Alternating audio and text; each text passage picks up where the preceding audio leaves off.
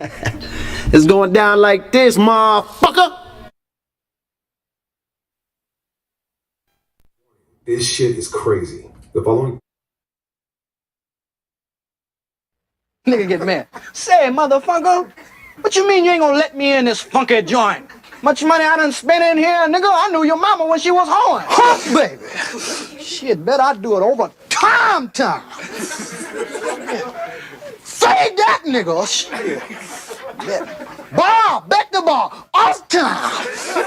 Shit, boy, I'm trying to make me some money. Boy, I'm hungry as a hog need. Slap Jesus. Shit, gotta be a Jesus, cause too many black folks.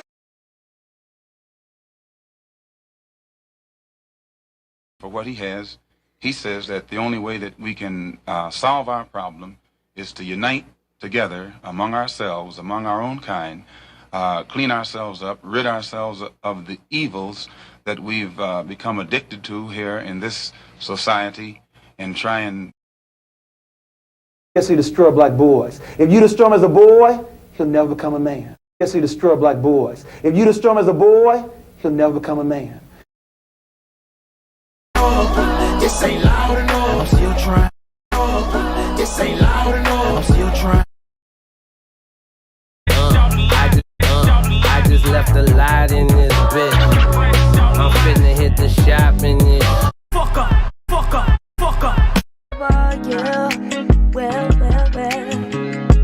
Gotta get a piece of my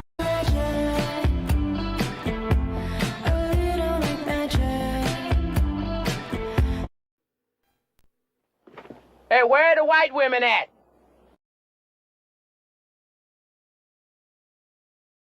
Your feet. He looked down, seen his feet. The nigga went berserk, killed the monkey, threw the bat out the window, start kicking that bitch in the air. Say anyway, but I will. The way quantum entanglement works is that you can take two particles, quantum entangle them, and then take those two particles and move them at any distance in the cosmos. And let's just say, for example, if you quantum entangle two electrons and you have them spinning in the same direction, and then you take one of those electrons and you shoot that thing out 100,000 light years from the original. If you then rotate the spin on the one electron, if you modify it so that its spin changes, the quantum entangled electron at any distance will simultaneously in no time switch its rotation also, because they're quantum entangled. So these communication systems are taking advantage of this aspect of quantum mechanics that most people can't wrap their heads around, and this is what they're utilizing. It's just the new level of science that affords us the ability to communicate at any distance instantaneously. Can you? You don't understand. It's cool enough just being cool, like I am. Group of you together, you never can tell who's who. I've seen a lot of black guys, Nipsey, but you're overdoing it. I mean, TikTok. A lot of the white content creators on TikTok get all of their dances from the black content creators. I mean, you're a philosopher? Yes. You're a philosopher? Yes. You're a philosopher? Yes. I think very deeply. I think very deeply.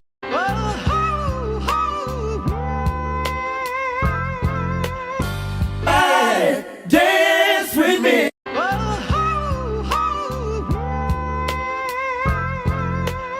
Hey, dance with me. Oh yeah, everybody.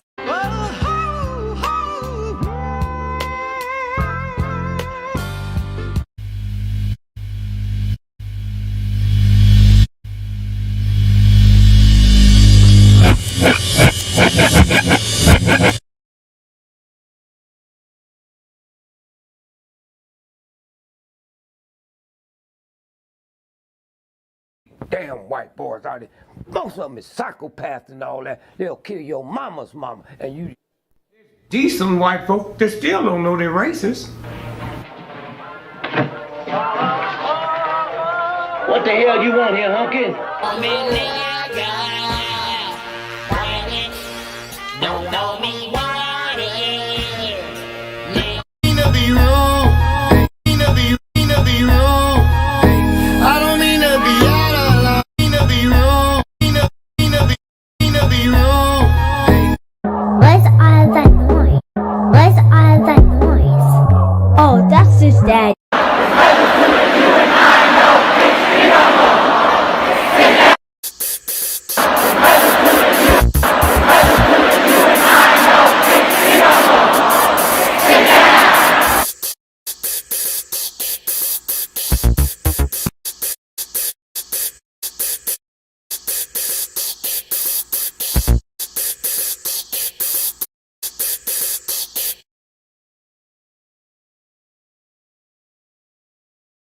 Your lines are still open. Oh shit, you can get it, nigga. You wanna get it? Your shit. Get your hands off of me, shit. The Chinese platform, you already know they don't. The Chinese platform, you already know they don't give a fuck about your black ass. For my word, can't be my equal, I don't know what you heard. For my word, can't be my equal, I don't know what you heard. That's the difference when you. That's the difference when you're my baby. Used to snort cocaine, now I beam for the check, yeah.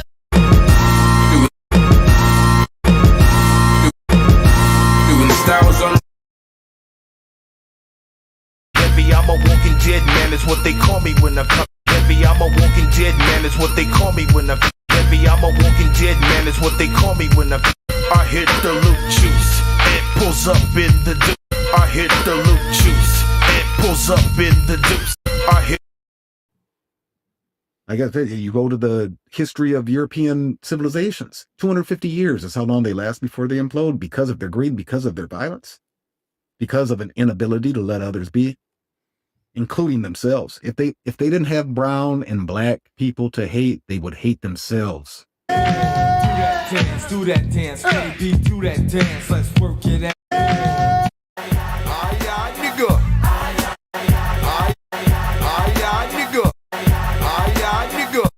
Lean and buck, lean and buck, lean and buck, lean.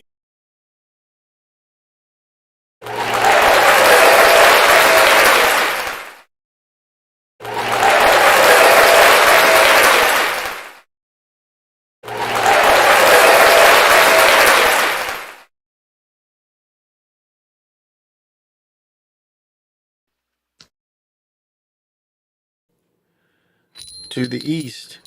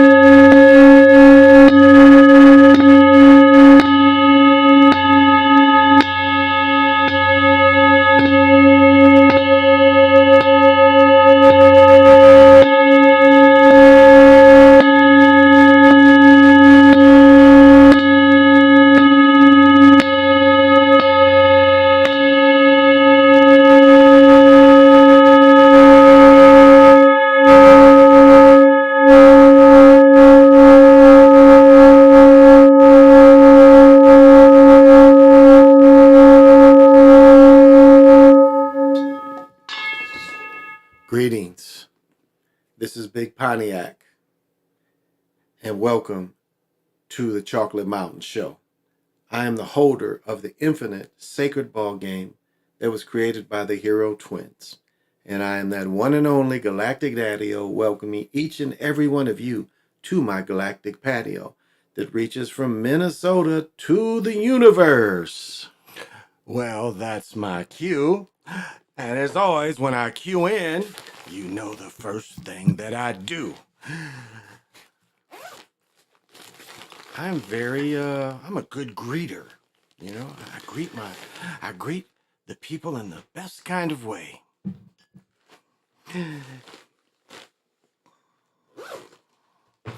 And so, the highly favored drink tonight is, no surprise, this is what I have almost every night. This is water. I rarely switch. But it's Great Lakes Elliott Ness once again, the finest amber in the nation. So pop 'em if you got 'em. Cheers. This time of year, definitely cheers to you. Festivities to you.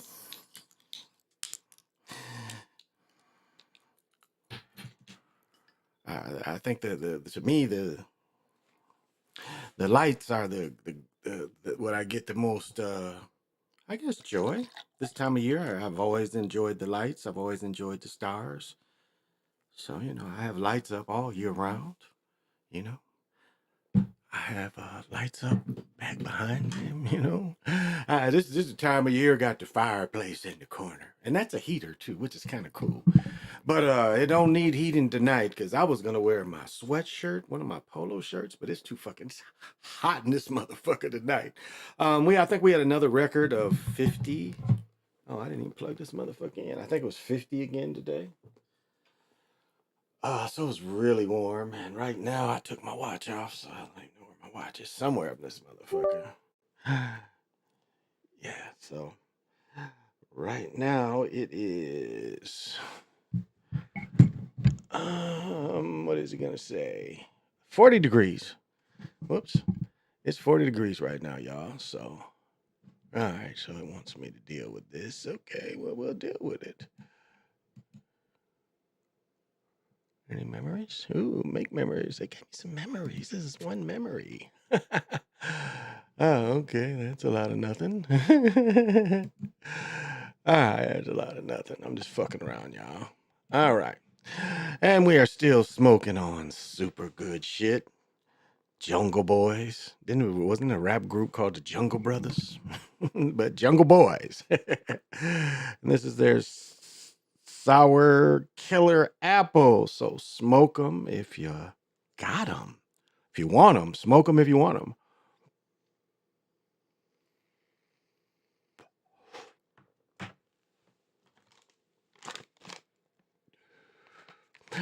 And, I'm on these herb gummies. They don't make the pomegranate. All we can get is these motherfuckers. So, well, what'd you guys think about the Raiders game? They gave up 3. The Raiders gave up 3. And I forget what the over and under was, but they smashed the over and under. They smashed that shit. The over and under was what, 80 something? So that was over because it was 40. It was like 40 something. I want to say this about today's game. You saw what was done to Chip Kelly. Do y'all remember? I don't know. I brought this up before when we watched Chip Kelly get fired by his players. It was Philadelphia and Dallas, and it was the ex-Cowboy. It was Philadelphia and somebody. I don't even remember if it was, but it was the ex-Cowboy running back that had led the league in carries, and he might have led the league in rushing. He left Dallas, went to Philadelphia. Chip Kelly only got him just to fuck with Dallas. He didn't really have Chip Kelly's offense. That cat didn't fit. And the cat took a lot of hits the year before. That's why the Cowboys didn't pay him. But anyway, it was like where the Eagles season needed a first down. That motherfucker, it was a screenplay. He dropped that motherfucker. And Chip got fired the next day. So don't be surprised if dude don't get fired tonight or he doesn't get fired in the morning. And they might let him run out too, but he's definitely getting fired. He knows that the writing's been on the wall, but this is where coach now this is a kind of a double-edged sword, but this is where the players have control. The players quit on him. I mean, it was obvious. This is interesting, but this game reminds me of that game before with Chip Kelly when the players wanted Chip Kelly fired. They want that coach fired, so they didn't play for him. And the teams, what can they do? They gonna fine the whole team? Because that's not a great product. It's like the 19, I got it back here, where they, the most points ever scored in an NFL game was 72. 72 or 73. The Bears beat Sonny Ball and the Giants 72-6 or something like that. 33, probably 1933 or some shit like that. Where the previous year or 2 years before, the Redskins beat the Bears. So it's like it didn't change that much. And if you watch the game, it's clearly a game where they throw it. But what we saw tonight was not only they throw the game, they didn't even put the effort up. That is a big fuck you to the coach. Now, and that can go good and bad. You can get rid of this motherfucker, but motherfuckers have a long memory. And it's a good old boys club. So you never know when, and again, his power is going to change. He probably ain't gonna get another head coaching job for a minute. But that's a double-edged sword because you end up getting traded and he coaching there. And hopefully he don't have any say of what you do because he members of mutiny. They have long memories, And their friends don't like, and this embarrasses their friends too because their friends see what's going on. And he knows what's going on where the players just quit. And that screams fire the coach. Oh, I'm sorry, I should have showed it. Product placement. I only chew one cigar. Acid blondies. Acid blondies. Somebody's like, why don't you smoke them? Like, nigga, why I gotta smoke them? And I like the way they taste. Tobacco is nicotine is it's a oozy kind of high. It's really a weird kind of thing. If I'm sitting for a minute and I get up after sucking on this motherfucker, I forget I suck on it and the tobacco kicks in. But yeah, this was a great example of the team saying fuck you to the coach. And it could be looked at even the whole coaching staff, but mainly the whole head coach. Mainly the head coach. What, the game started off? Didn't the game start off with a turnover where he fumbled it and shit? Cause I switched gears a little bit because I went to my, great nephews, went to his orchestra thing, I guess, 6th grade band, jazz band and band. And my daughter had the same thing, but she performed at the mall. They called them over and she's like, don't come over. I wasn't gonna make it. I didn't go to bed yesterday till 6 a.m, so wasn't gonna make it. I didn't see the sun very much today. So I wasn't gonna make it. She was performing at 9 o'clock, and not really that far, but I didn't make it. But she performed at one of the malls. And then Tony's, my best friend Tony, his daughter performed at the high school, there at the high school where she's going to go. So that was what my evening. And then we went over to, the neighborhood places, Chili's. That's the closest place. And Chili's obviously didn't have Prime because they were showing the fucking Ravens and the Rams. I was quite upset. I was like, what the fuck is this? And I don't know if I have the Prime turned on my phone. So I missed like some of the first half. Saw them all talking about the game, then they switched up. Well, what's happening? Who is on the Chocolate Mountain tonight? Who's on the Chocolate Mountain? Dr. Sinister, what is happening? And I know you got to have vision. Definitely. My bitches. You saying you can't control your bitches? What? Obviously, Dr. Sinister says he can control his bitches. And come join me if you have many nights getting down. Would you like to dance with me? We're doing the cosmic slide. Ooh, and there's only one rule. Don't touch my... Leave that F-150 alone. But you're here just like everyone else for me to take you.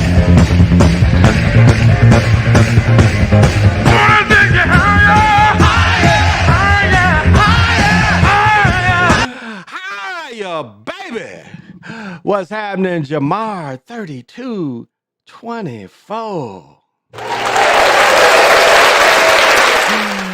And I know you've got to have vision. And I know you like to get busy on the Chocolate Mountain Show. Would you like to dance with me? We're doing the cosmic. And you also know there's only one rule you gotta follow. Don't touch my truck. Leave that F-150 alone. But you and everyone else is here to...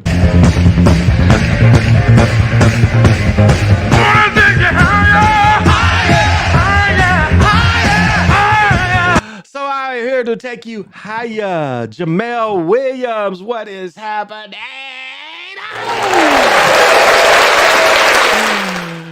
And to be up this late, you definitely got to have. Woo! That wakes you up too. Got to have vision. And you know how we get down on the Chocolate Mountain Show. We get on that galactic patio, we do one dance. Would you like to dance with me? We're doing the cosmic slide. We are doing the Cosmic Slock all night long. And there's only one rule. Don't touch my... Don't touch... Don't touch that F-150. But we still you are here like everyone else for me to.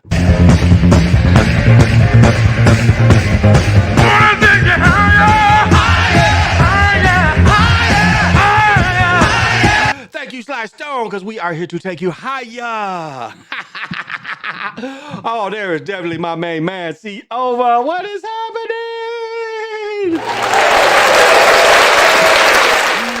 And I know C. Over's got that. Got to have vision. And C. Over doesn't mind getting loose on the Chocolate Mountain Show on that galactic patio. Would you like to dance with me? We're doing the cosmic slide. That kills it. Ooh, ah. George Clinton, like, get in the corner, girls, and say, ooh, ah. But there's still one rule to follow. Don't touch my truck. Leave that F-150 where it sits. But we, you, and everyone else is here for me to take you.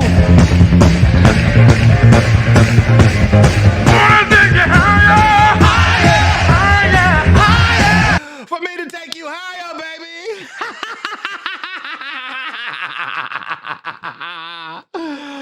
Oh, there's my real main man, PJ Allen. And I know he can take care of his. My bitches.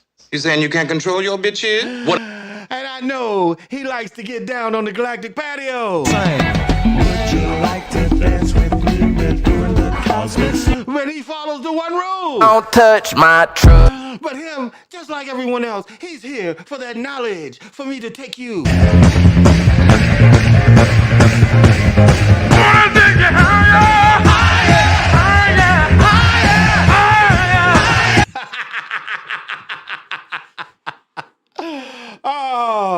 Oh, this shit is so fun to me. You just don't know.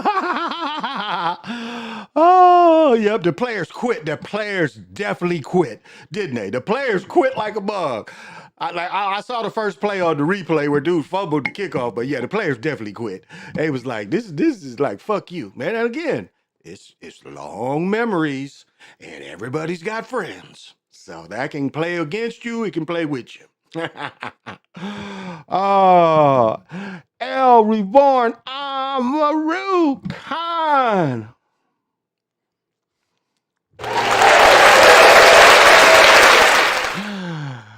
And I know you definitely got to have vision. And I know you don't mind going out on that galactic patio and joining in with everybody else. Would you like to dance with me? We're doing the cosmic slide. And you always follow the one rule. Don't touch my truck. Leave that 150 alone. You can look at it, but leave it alone. We can even party with plug the F-150 in and play all the lights and all the electricity off the 150 on the Chocolate Mountain Show. But you are here just like everyone else for me to take you.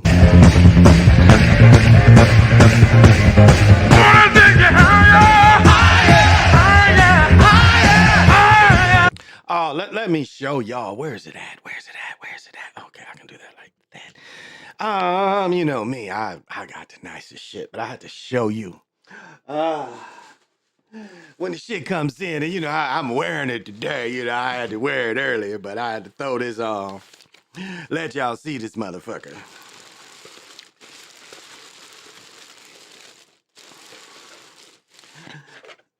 Now, they didn't send me the box.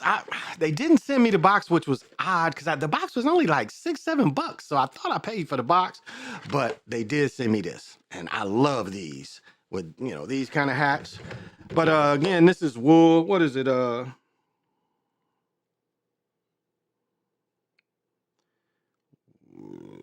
guess this is just wool, the wool. I don't know what you call this. But yeah, this is stiff. This is wool. Now, my other one is a double X. So that's a little large. This one's better. Slightly better, but it's that gray. And these, I can't get these anywhere but order them. So, yeah.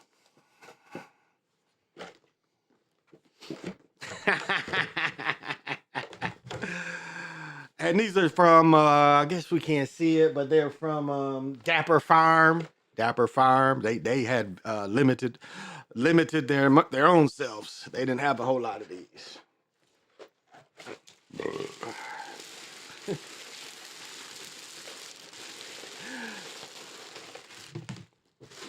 And it's funny, like people just walk up to me and tell me they like the way I dress. One lady's like, "That's a really nice hat." And I'm like, "Well, thank you, lady." And I'm sitting there with my wife and shit. She's like, "It's really nice." Well, she was with her husband though, so we was all there for the children. And I'm approachable. I'm very approachable, and I have a kind face, and everyone likes me. So. So yeah, that's what I got to get into. That's what I got to get into. Oh, DeMarco Murray. Yeah, DeMarco Murray. Thank you, James Gant. Thank you, James Gant.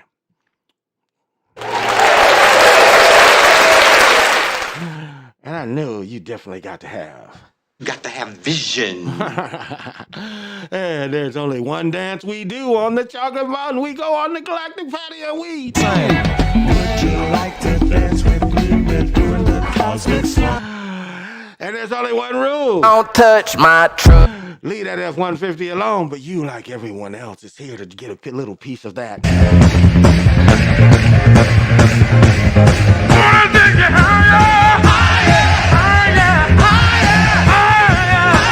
To take you higher. Yeah, DeMarco Murray. Remember that, DeMarco Murray. Chip Kelly running the basically, well, they want to call it not really the West Coast office. It's more spread. More is the same thing. What was not Kevin Sanders? What was down in Texas A&M? The same kind of stuff he runs. A little bit like throw a lot of balls to the running back like the West Coast offense, but keep them more in spread. Quick line everybody else. So why would you trade? Why would you trade for a back that is used to coming out of the eye? Or pro set. I mean, it was an ego move. The Cowboys suckered him, and he fell for it. The Cowboys suckered him. It's like the Vikings fell for Herschel Walker. Now, one thing, being involved with the USFL, trying out and getting cut and all that, going back and forth, going to the games and shit. I got to see Herschel Walker, and we were like, even the year, Herschel Walker has the most pro yards in the season. His shit was like 2,300 something. I might have to look that up, but his was more than the 2009 that Dickerson did. What he did in the USFL was more yardage, but what became evident about Herschel Walker when he played with the Generals, them 2 years, I think he played with Generals 2 years, he couldn't fake anybody out. I mean, he literally couldn't fake. He was just a straight runner. If you didn't put any holes in front of, you didn't give him holes, he was tackling him.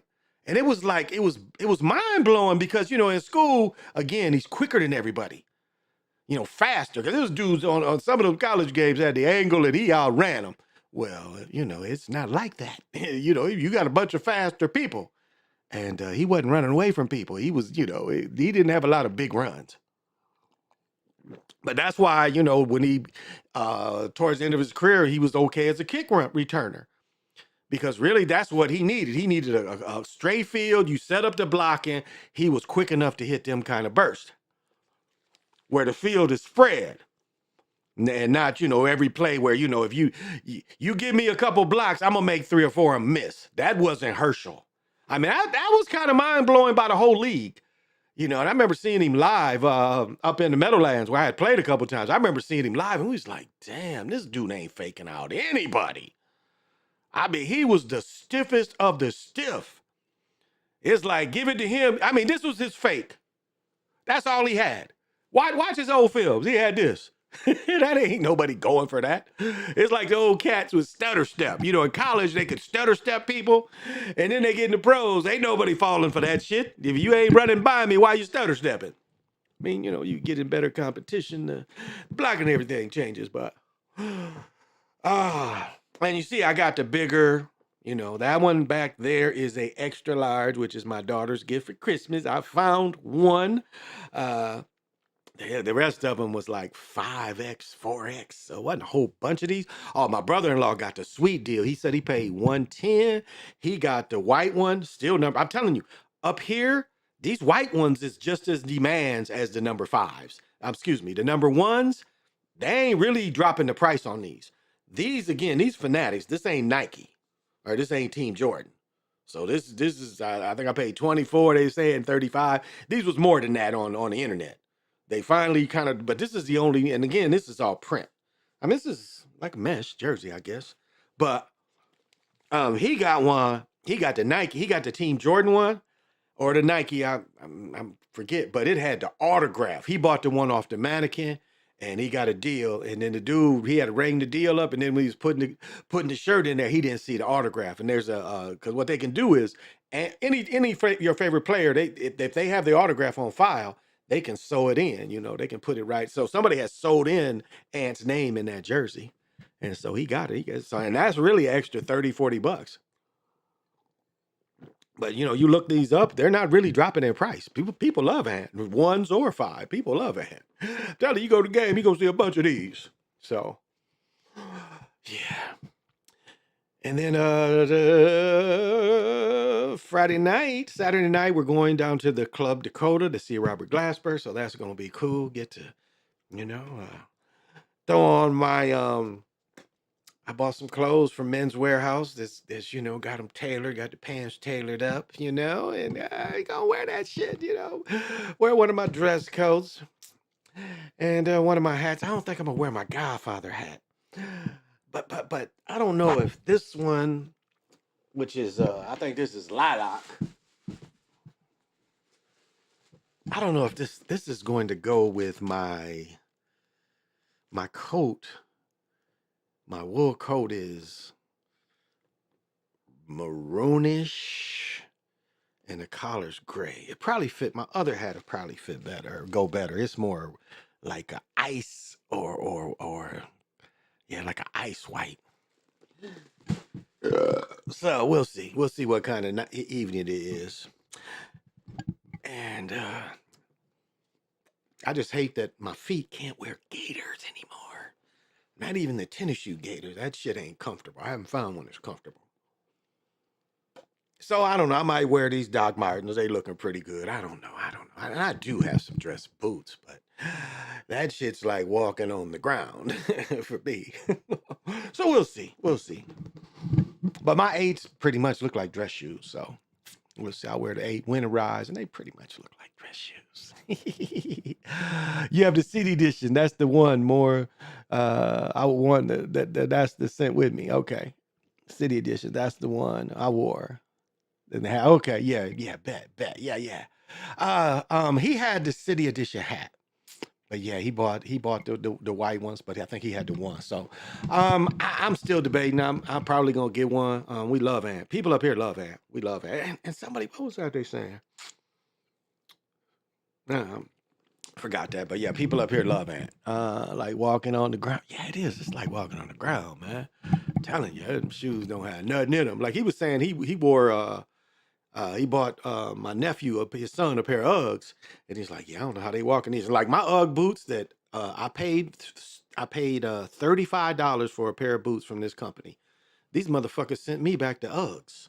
They cost $230. The brown leather Uggs with the fur on up, you know, they're like the snow boot, $230. They got a brown and a black one. And yeah, there's them motherfuckers.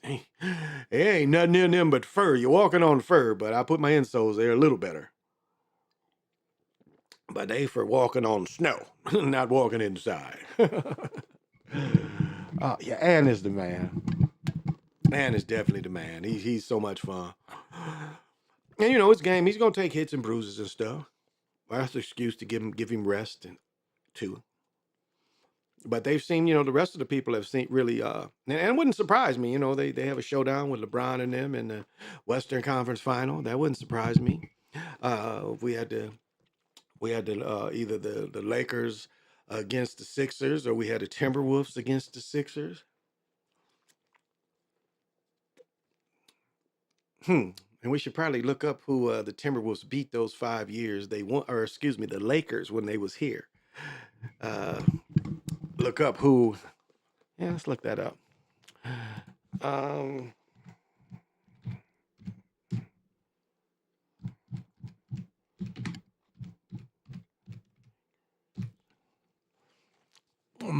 Let me see. Where can I find that championship? Oh, here we go.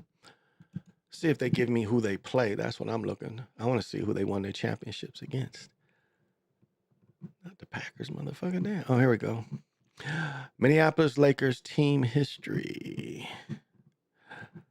All right. And, you know, this is George Mikan. And Mike's story is really sad. I saw his family was selling something else. So they probably still got bills. Like he had to sell a lot of his gear because I think he ended up getting diabetes. And so sad story. But, you know, the first real big man that really, you know, he even battled the Lakers. So that's what it is. They're the most storied franchise. Founded. Okay, Nike. All right.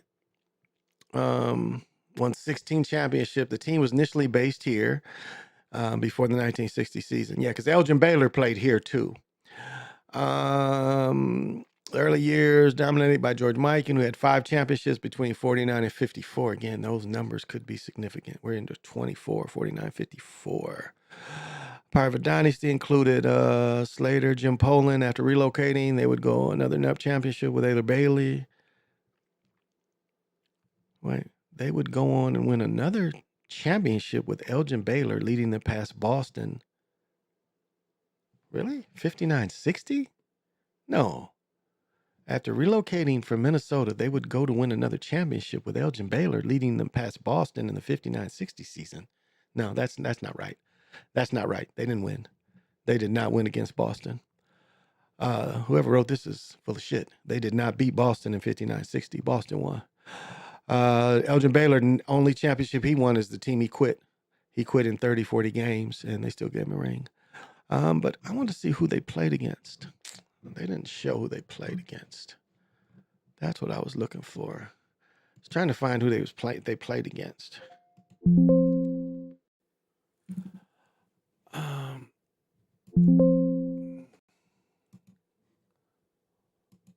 All right. Who are the teams? Lakers rosters and stats. Here we go. I think this will give it to me. No. 12 seasons. They made the playoffs 11 times. 5 championships.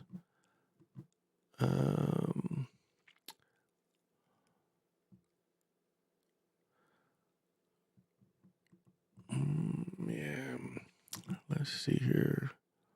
Oh, maybe they'll tell me. Okay, let's go way back. Okay. Okay, they don't tell who they beat though. Okay, here we go. Okay.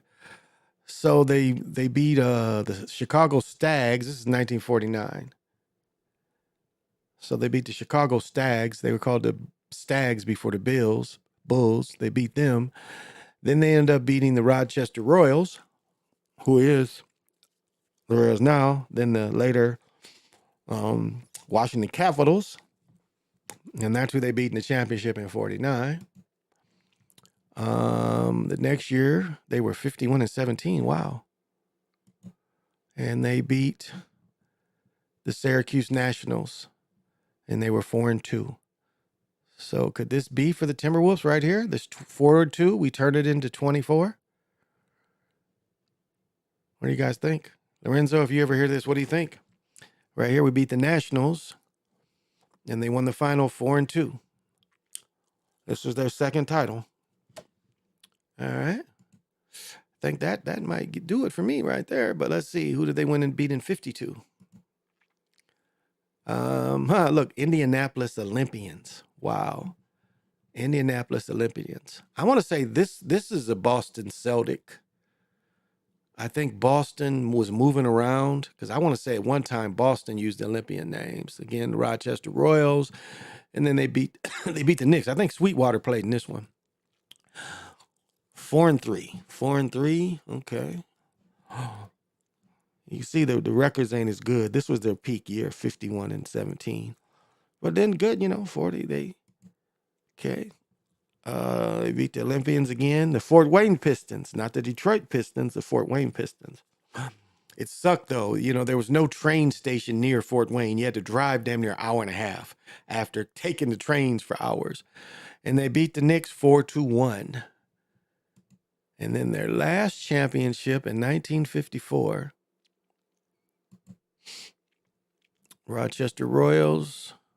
Oh, they cut it just to 2 divisions. So they just cut it to 2 divisions, and they beat Syracuse, the Nationals. And what I was telling you, whoever wrote that article was full of shit right here. This would be 59-60 season, right? What were they then?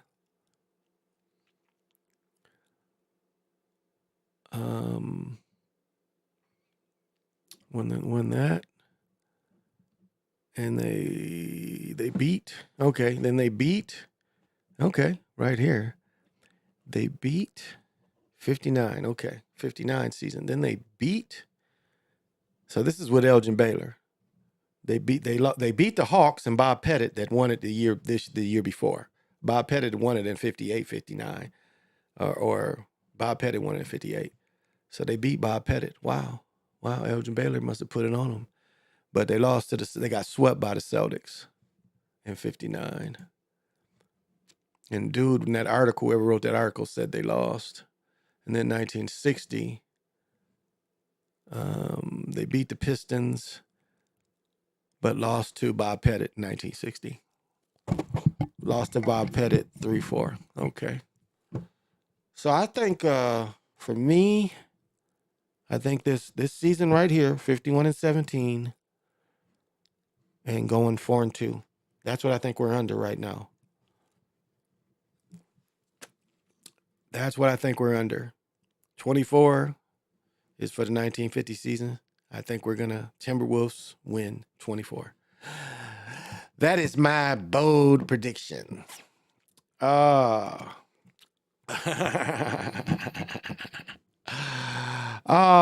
the round battle. What's happening?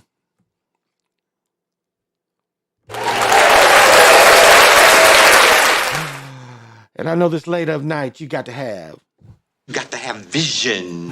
And you know how we do it on the Chocolate Mountain Show. We be getting down. Would you like to dance with me? We're doing the cosmic slow. Ooh, and there's only one rule. Don't touch my...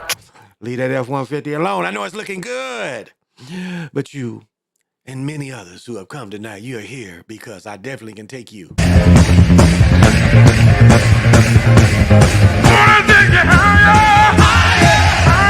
Because I can take you higher, baby.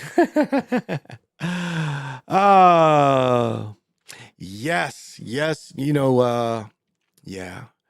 We know that he wasn't doing well. And let's see if this is picking it up.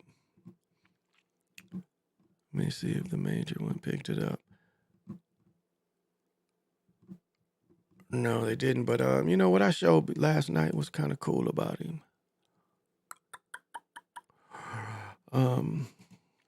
Just the most.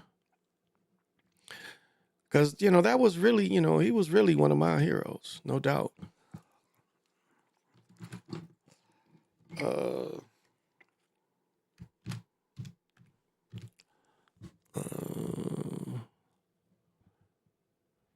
Here we go. All right. And let's see if we can get Big George in here.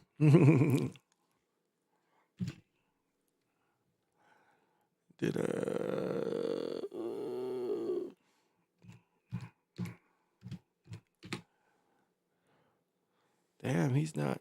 Wow, you would think he would be.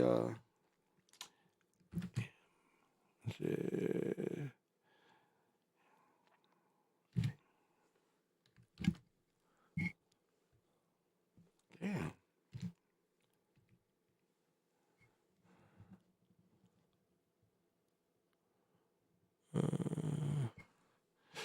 Let's see.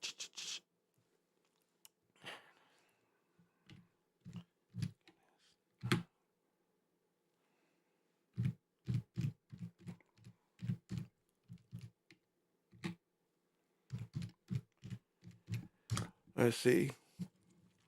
Yeah, here we go. Like this picture right here does it for me. Like this is what more than anything I emulated. is this picture here. I emulated this one hand. This is me. And I mean, this man, again, he could, a lot of cats can't pull the ball off the bounce. I mean, this is such an advantage to have hands that big. And this goes back to what a jump shot is really supposed to look like.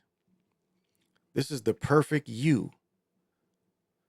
But he had one of the greatest touches. Like people, I watched the thing on George McGinnis the other night, and they talked about him finger rolling.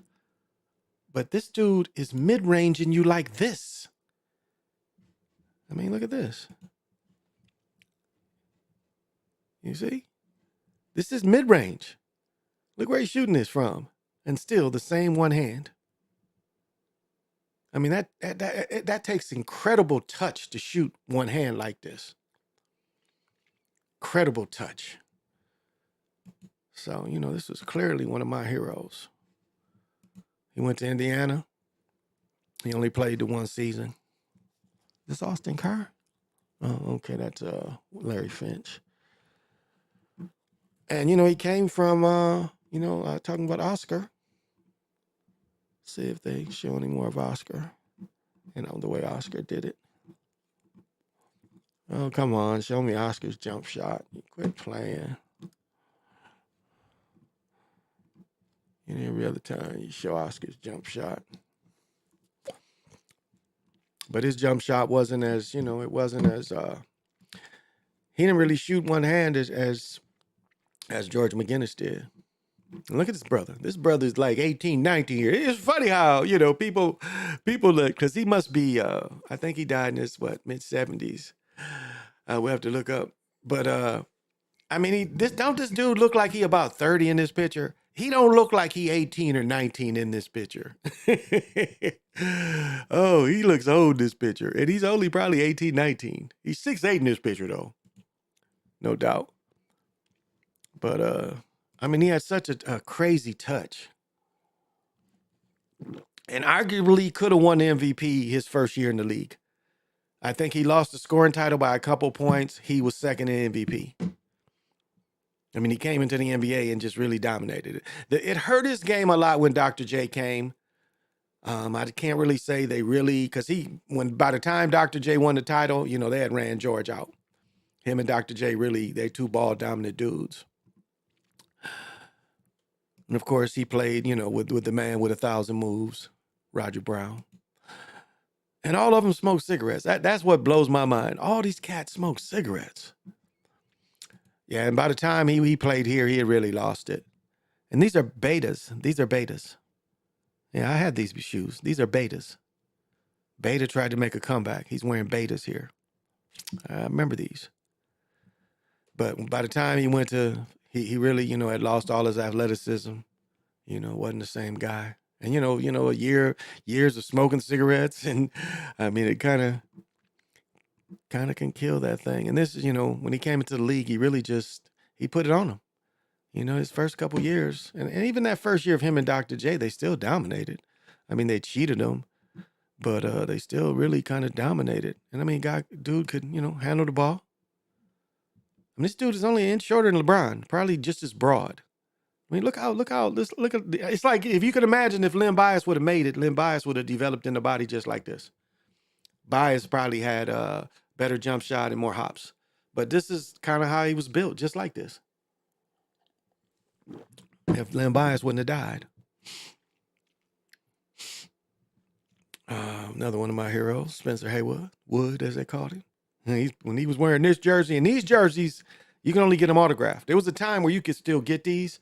Now you can only get them autographed. I mean, PJ, if you find where you can just get these and without them autographed and in the frame, I would get one of these. This is pretty stiff.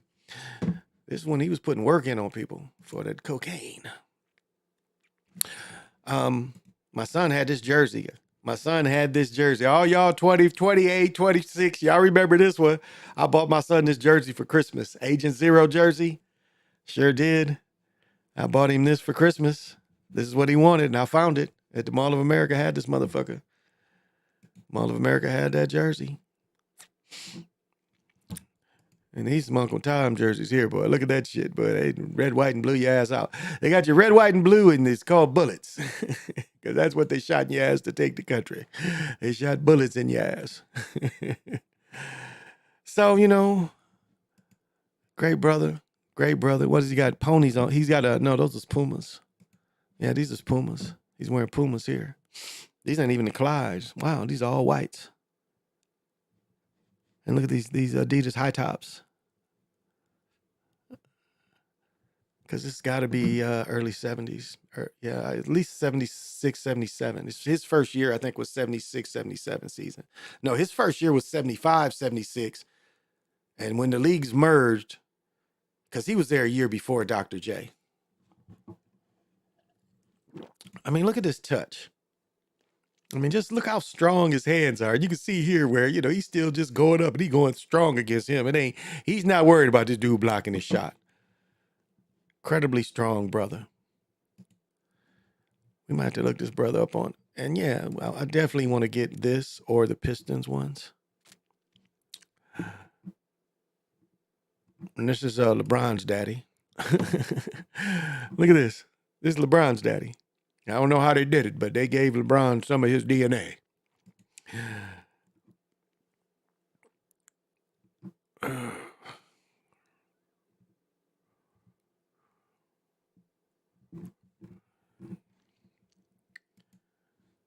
So, sorry. Look at these. I kind of like these shorts. They're short shorts. Those are very short shorts. Very short shorts. So, you know, great brother. Great brother that is in the Basketball Hall of Fame. Deserved to be there. Won championships with the Indiana Pacers in the ABA. And, you know, he made the Hall of Fame, rightly so. But a lot of cats, you know, yeah, they put themselves through a lot. Bad habits. Man, like I've read this book Foul. Like I hadn't read it since I was younger, but I'd read it in high school for a class. So I've read it 3 or 4 times, and I still forgot the part where they say Connie Hawkins smoked cigarettes. So you done with the Cavs this year? Bickerstaff got to get his rotations have been questionable this season. He should be playing Imani Bates, but not yet. Wow. Yeah, definitely LeBron's papa. Who is your all-time starting lineup? Wow. I guess I would put I don't put anybody past Wilt. I don't put anybody past Wilt. Kareem had a more effective shot, but Wilt had a more bigger impact on the game. I mean, Wilt, like look at all the playoff. Wilt still holds the most records in the playoffs. Like he still has records that ain't gonna never be broke. I mean, he still has 70, 80 records. So yes, Michael Jordan has done great things, but so did Wilt. I mean, he may have lost them championships, but look at them numbers. Wasn't his fault. So I put Will first. I don't put anybody over Magic.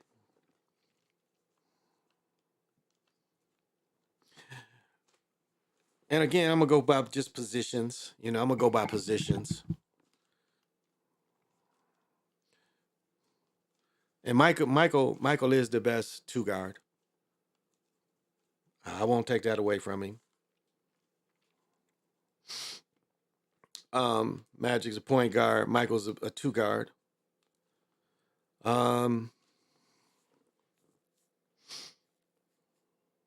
So I don't know, you know, like how I feel.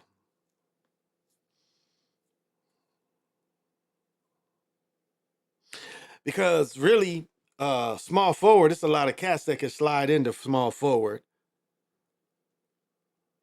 Man, it's hard. Like it's hard to beat even John Havlicek. Now, could John Havlicek like some older players couldn't have played in today's game, but John Havlicek could have. He was a wide receiver. He can run all day, and he was 6'7". Small forward. I guess small forward could be Kobe or I guess Karl Malone, small forward. Or no, I put Elgin Baylor, small forward. I put Elgin Baylor over Barkley.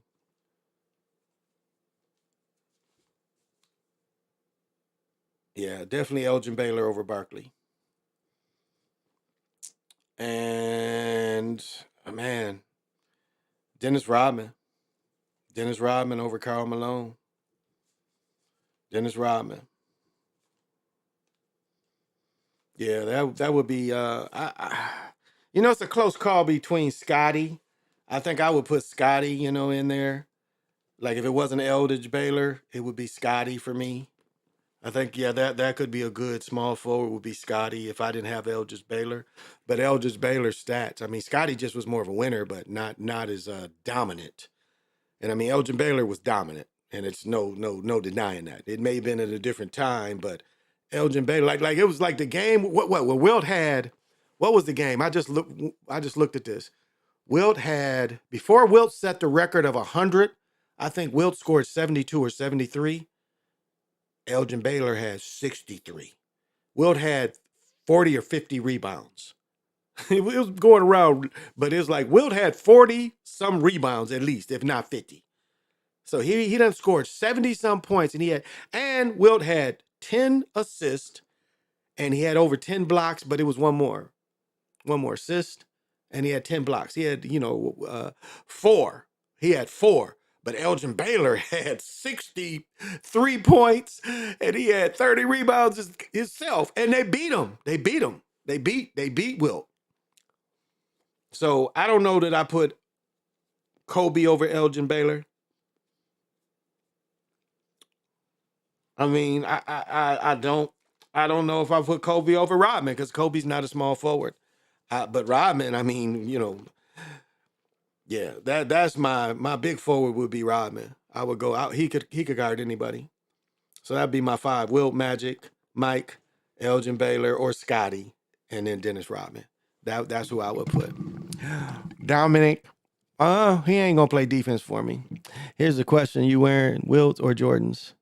Okay, you're foul. Let's put him in timeout. Put him in timeout. I am wearing Jordans because Wilt didn't get the commercial success. Wilt wore cons. So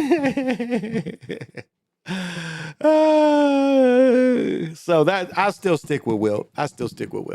Now, if you're saying, who had a bigger, and I'll say this, Wilt, you have to understand, Wilt had a great impact on the world of basketball too, because after Wilt lost a triple overtime game against University of North Carolina or North Carolina State, I forget which one they lost to, but a lot of people, came down on Wilt because they lost. It was triple overtime, and a lot of stalling and stuff. And so his senior year, he played with the Globetrotters.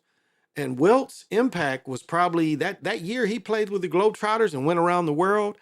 That gave basketball, especially the world view of basketball, a great shot in the arm.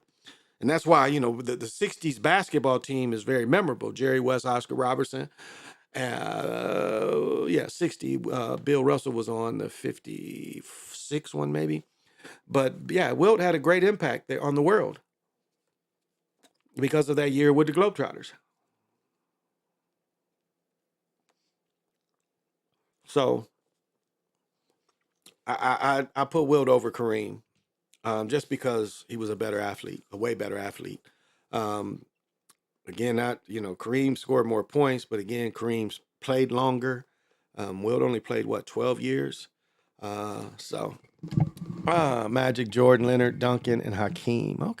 Okay, you got Leonard in there. Okay. You was gonna include Chuck. I tell you, man, it's not a lot of dudes. Chuck was a hard matchup. Before they changed the rules, Chuck was impossible, where they would just let clear out and there was nobody could stop him. They changed the rules for Chuck too. Remember that. They changed the rules for Chuck. More than Karl Malone. They changed because he had somebody pick and roll. There wasn't anybody Chuck couldn't take to the basket. I mean, I talk about Adrian Dantley being a killer of everybody, that short range. I mean, but Chuck was like Zion. Everything is to the cup. Stop me. And no one could stop him. I mean, you can go up and you can kind of block your arm and, your hands are big enough and you elevate. Nobody could stop him. And they changed the rules. You couldn't back people in. Remember, they changed the rules. And the NBA never had where, everybody get on one side. One person can't take me. Even by when you double team, I'm strong enough to go through the double team. I talk about, brother that's not with us, Tim Reed. Tim Reed was the only cat I played against. And Tim could break a 5-man press. I mean, he was that strong. Tim was like Bonzi Wells size, 6'4", but, really, really thick brother, but, not out of shape thick, but like 6'4"-ish. But 5 dudes could all try to trap him, and he would dribble out of that shit like it was nothing. I mean, he could just, that's something I picked up from him and other Battle Creek cats, and especially, him and Mark. Mark must have picked up from him, but, to be able to dribble and push a dude's hand away. I like, because when you cross back, that guy's hand is gone. And I copied that. And I think Mark did that too, but Tim used to do that as well. And maybe I haven't recognized him. And I guess I played with Mark a little more, but Mark White was like, Mark would go to the basket and he would be under, and I mean, he literally would push it. He would be dribbling one hand and they'd reach and he'd push their hand out the way and then cross over because the hand is gone. Then he would push the other dude's hand or just leg out the way. Mark was, I mean, and he could do it so fast and he was so strong. He killed the Fab Five. There was a tape. I watched the game live, but I remember, recording it, or not recording, but watching the tape over it. And I mean, he killed Weber and them. Mark was like, other than my friend Ricky Duvall, Mark White played at Central Michigan. Mark was a killer on the baseline at 6'4". And he killed Jalen and them. He killed them. Chris and them, they couldn't stop Mark. They couldn't stop him. He was the baseline, and they beat him in overtime. And I haven't been able to find that game again. I supposed to play 1 year with Bonzi. Ball State was one of my teams recruiting me in high school. Yeah, so I'm telling you, Tim was like Bonzi, because I saw Bonzi play here, and Tim was built like Bonzi. I mean, that's the only way I can describe it, but probably a greater leaper. Tim had a 40-inch vertical. It wasn't Dan Marjorie. It was Tim. It wasn't Dan Marjorie. It was Tim. I watched Tim battle, what's his name? Sam Vincent. Sam Vincent was in 10th grade. I think Sam was a senior. Tim was in 10th grade, and Tim and him went back and forth. I mean, Tim was like my man, Mamoof, Chris Jackson. Like, Tim was like every time score. Like, literally, Sam Vincent would come down and score. Tim came down. It was like they both came down and scored almost, I think, 5 times. They scored 10 points back to back, each of them. Sam would come score. Tim would take everybody. I mean, literally take everybody and score in 10th grade. I remember the classic thing, and I wish this could be on tape, but they was in the huddle, and they got Sam and Vincent got a little bit of lead because he went to Lansing Eastern, I think, where him and Jay went, Lansing Eastern, and the coach was like, "You guys got to stop Sam," and Tim pushed the coaches like, "They need to stop me," because Tim put that work on them. And I think they lost, and Sam and them beat him, but Tim showed his ass in 10th grade. When Tim was going to school, he was one of the best players in the state. He was better than Dan Marjorie. And, Thunder Dan ended up, and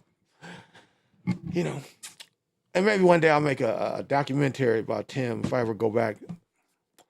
Because his nephew was coaching the college. Tim's nephew, Ben Reed, was coaching Kalamazoo,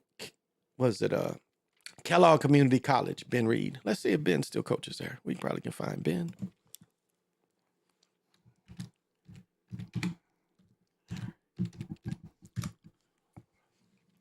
Let's see.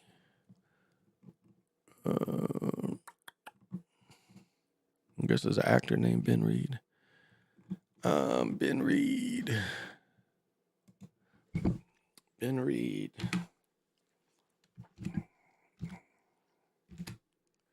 This should bring up something. Here we go.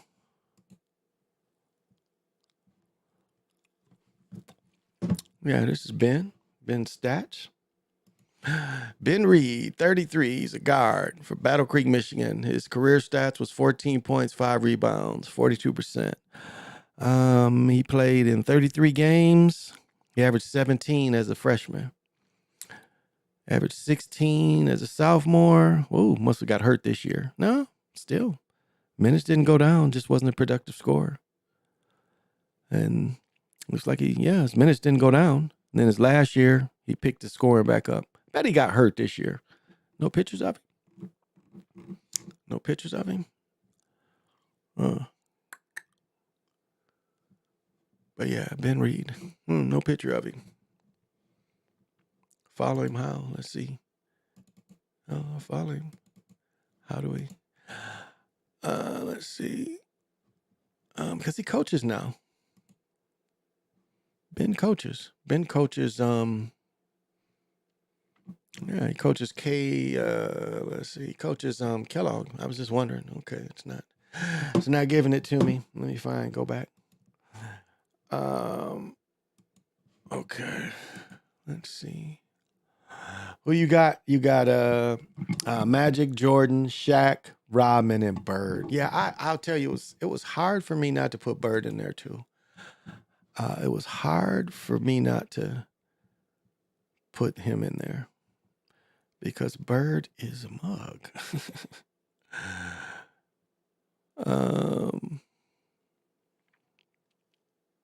No, this ain't him. This is right here. Yeah. Okay. This is old. Let's see. Oh, here he is. Yeah, this is my guy right here. And this is from 15. So this is Ben. KCC hires Battle Creek Central alum, former pro, as a new head coach. And this is 15. I don't know if he's still with them or not. But coach for the past 3 years, appointed head coach following. This is one of my best friends, Melvin McKnight. He lived around the corner from me. I know even Tom. Yeah, and they was hurting when they had Melvin reffing. He had a hard time keeping guys eligible. Ben is new head. Ben's experience was accomplished player, led the Bruins. And I think Ben was Melvin McKnight's, and they call him Peanut Butter. Everybody calls him Butter, Melvin McKnight. But yeah, I played a lot of games in this gym, especially pickup. But yeah, he played, he earned basketball scholarship at Western, became the 6th all-time scorer there. Wow. He was the conference freshman of the year. He played in the IBA for the Battle Creek Knights. And this is, when I talk about putting the pro, see, this is where it's fucked up.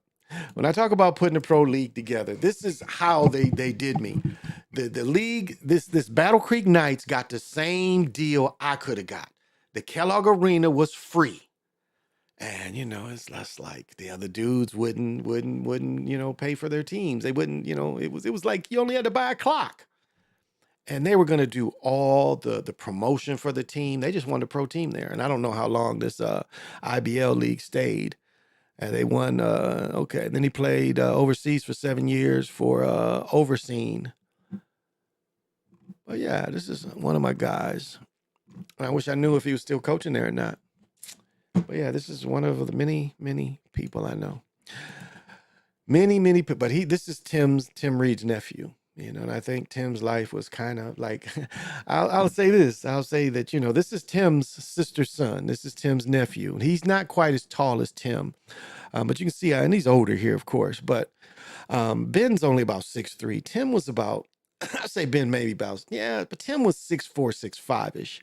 But, Tim was his mother's brother. And I really think, and because even the women were big. He had an uncle that was, his uncle was tall. Wasn't a hooper, but was tall.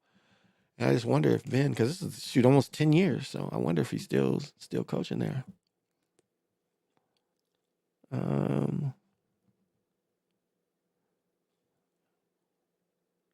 What? What is this? This can't be right. Oh, Brett White. Oh, yeah. This is a dude that can hoop.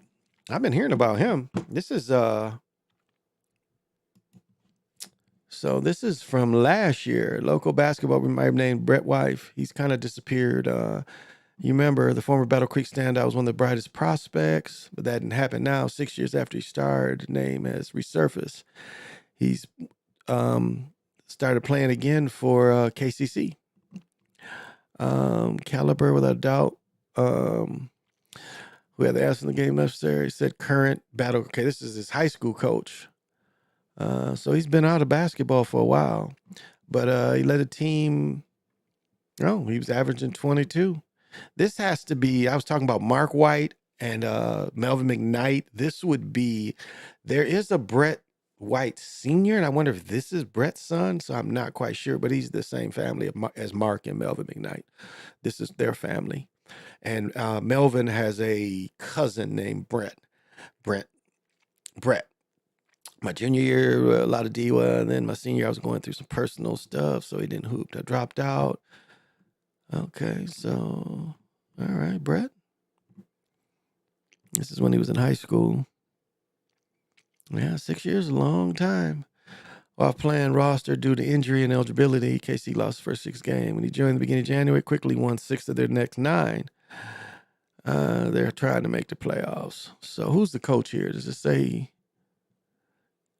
he say that Ben is still the coach? He's 6'6" though. Wow. Yeah, all those McKnight guys, and all his uncle is Glenn White, and Glenn is 6'7". So all them cats are tall. So he's still trying to do it. Who's the coach at KCC? Oh, so hoping his KCT could get the upcoming tournament. Oh, so Sprague. So Ben is not the coach anymore. It's the Sprague guy. So Sprague must have been his high school coach and now is his college coach. I don't blame him. Go back and get some dudes that can hoop. Okay. Go back and get some dudes that can hoop. That's what I say. So Ben must have not coached too long. They're really into baseball. That's what I say. That college is really putting a lot of money into baseball. They go, they take their boys to spring training in Florida every year. So basketball was kind of, but still, that's okay. Penfield, Roundup. Give me all this Battle Creek Inquirer stuff.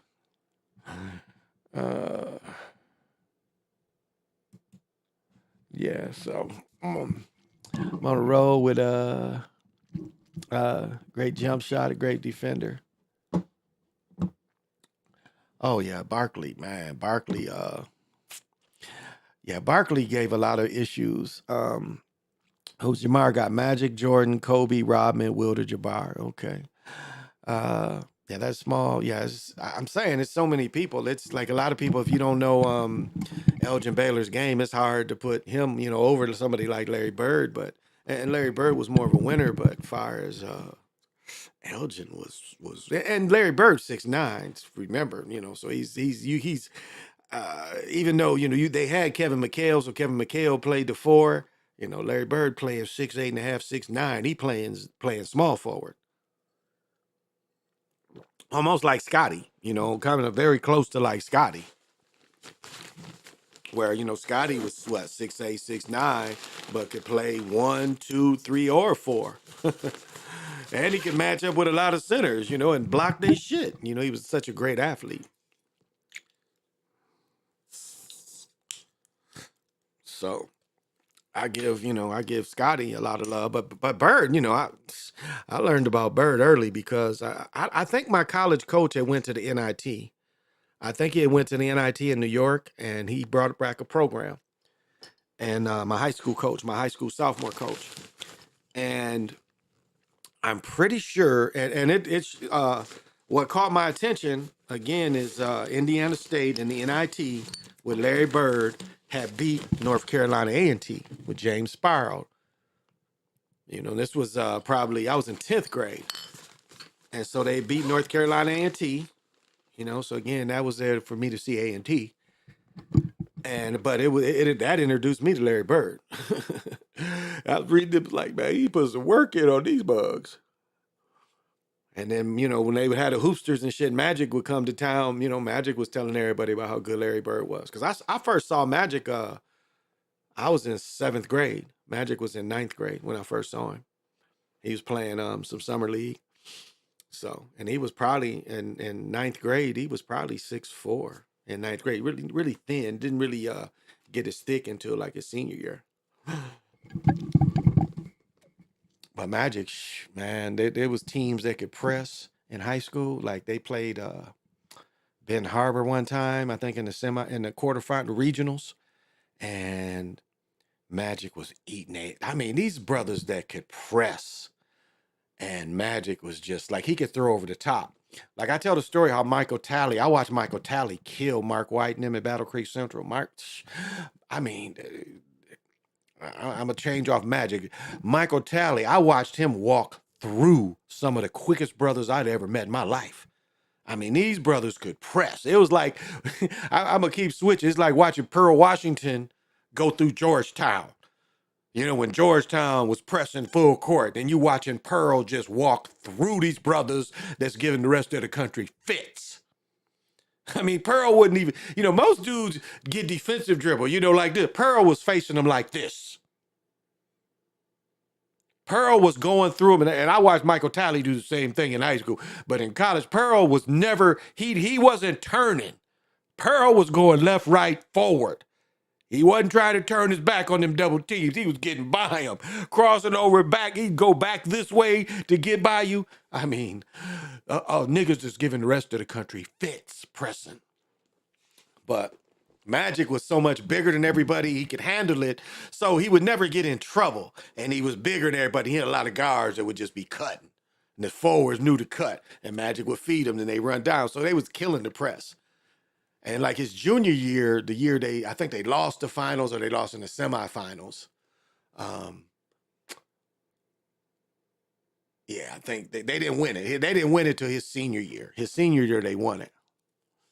Yeah, because that cat, that's why I was saying all kind of sacrifices. Like he had a cat his junior year that was a senior, and that cat was a good basketball player, and that cat got killed in a car accident. And I always thought that was a sacrifice for Magic, because I remember that cat. That cat was, I'm pretty sure he wore number 14. And that cat, Magic getting pressed, that cat was just killing it. He just shooting down court. So, but that's neither here nor there. Yeah, Elgin was before. Yeah. Leonard was great jump shot, great defender. I don't know. I'm not impressed with Leonard. His just whole body of work. Yeah, I don't put him over Scotty. Do I put Leonard over Charles Barkley? Now, like if you put Leonard, check this out. Match up Leonard with Charles Barkley. They about the same height. About the same height guys. Charles ain't that tall. Charles about 6'4", maybe 6'4.5". Because I don't think Michael Jordan is 6'6". If you look at Michael Jordan and Dr. J next together, Dr. J's taller and Dr. J is 6'6". Michael appears to be 6'5"-ish. And remember when they're walking together and they're walking down the hall, Charles is slightly shorter. So Charles is around the 6'4"-ish. So I don't know. Who do you put in front of who? Charles Barkley or Kawhi? Now I would say that Kawhi, I don't know. I don't even know if you say Kawhi was a better defender than a young Charles. Because again, Charles was playing at 6'4". Charles was defending forwards, and definitely threes, but more fours. Because he was a power forward. So Charles was giving you 10 to 15 rebounds a game too. So I don't know. I don't really know. I think they had different roles. But I don't know that I would put Leonard over Charles. I don't know that I would. I wouldn't put Leonard over Karl Malone. I wouldn't put Leonard over Karl Malone. Karl Malone's 6'9". Probably the best, pick and roll forward of all time. I mean, that takes a lot of picks. That takes a lot of contact. And, dude that can run, a big dude 6'9" that can run. So I don't know that I put Karl Malone over Leonard. I mean, Leonard won two titles? So that's the only thing you could really say he's got over him. But, I mean, body of work, he wasn't a better scorer. Leonard not a better scorer than Karl Malone. And he's going to get you, they're probably even rebounds. Maybe Karl Malone even got more of an average. So I put Karl Malone over Leonard.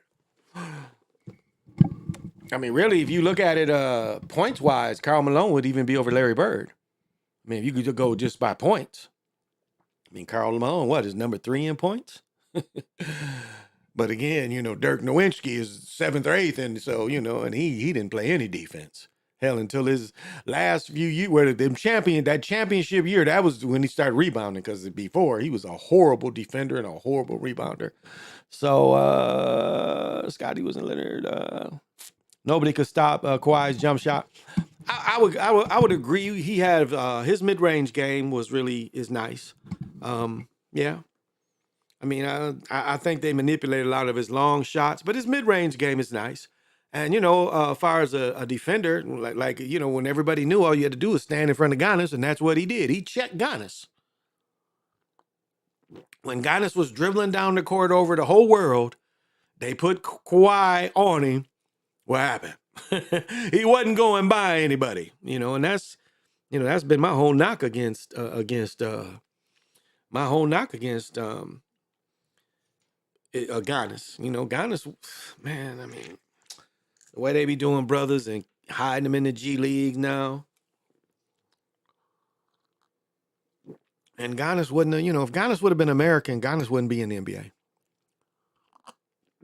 He didn't develop quick enough for them to, develop him here. He didn't develop quick enough. If he'd have been American, he wouldn't have developed quick enough to stay around. And the only reason that he got the patience that he got is because he wanted them foreigners. And I ain't hating. I'm just that he got patience that other player. Again, I always bring up Shotty Vaughn. Why ain't he in the league?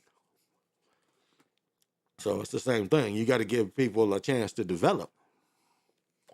And then, with Shotty, they sending him to the rookie camp every year. I mean, what kind of, you're not building his confidence up like that. Making these play these extra games. What kind of respect is that? So they build up others and they're patient with others, and other dudes they ain't as patient with. Don't truly give them a real chance. And, it's a shame. Like, Shotty, golly. Shotty had to graduate in 15. So Shotty, this will probably be his 5th or 6th year out the league. That's crazy. I think he got drafted in, what was Giannis, 14? Maybe Shotty. Let me see. Shotty was a year younger than my son. So Shotty had to graduate in 14. Yeah, so this is going up on Shotty being out of high school for 10 years. So he only probably played, I think 3 or 4 years in the NBA. So he's going on his 5th, 6th year out the league. That shit goes by fast. He's playing, well, let's see. Let's see where he's playing.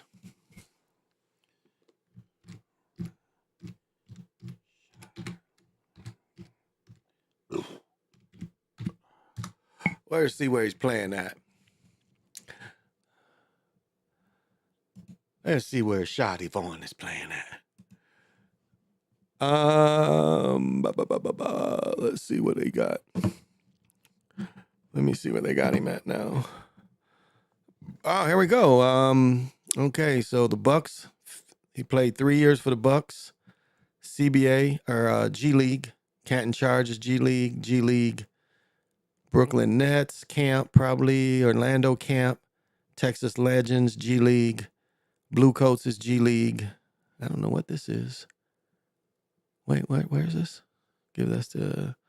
He played in Bosnia. God damn. This nigga played in Bosnia. Okay. Then where's this? This is placed in Montenegro. He's played in Montenegro. Okay. And then he played in Ukraine. Wow. When did the war start? He's hooping in Ukraine. So it's the highest league in Ukraine, commonly known as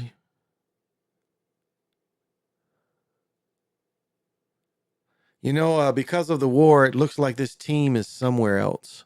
They're a Ukrainian team, but it looks like they had to play somewhere else. So where's this? Ukrainian again.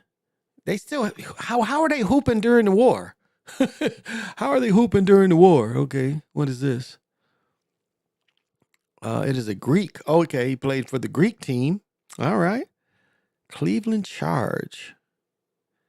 APB. Oh, G League. So he's back in the G League. Okay, he's back in the G League. And right now he's playing back in Greece. Okay. So this cat's been playing pro ball for 1, 2, 3. Well, let's get it. Let's see. 3, 4, 5, 6, 7, 8, 9, 10, 11 years. Wow. Right? 1, 2, these 16s, 3, 4, 5, 20. Is that 6? 20 is the same. 5, 6, 8 years, about 8 years pro. So he won 1 championship. He won it in 21, the Ukraine championship. He was the MVP. He was a freshman of the year, McDonald All-American. All right. Hats off to Shadi Vaughn. Rashad Vaughn, hats out to you.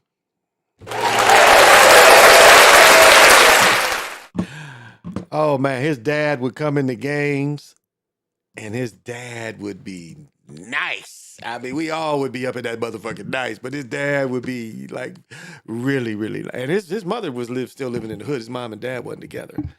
His brother was Dirty T. Roy, was his brother's nickname. He is a police officer in Orlando, I believe. I believe T. Roy. They called him. His nickname was Dirty T. Roy, but I think he's his dad's. He's a junior.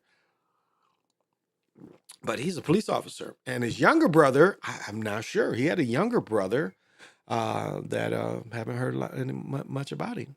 Yeah. And the guy who was Shotty's handler, he got hit with that, getting paid because Shotty went to UNLV, and that guy got show cause.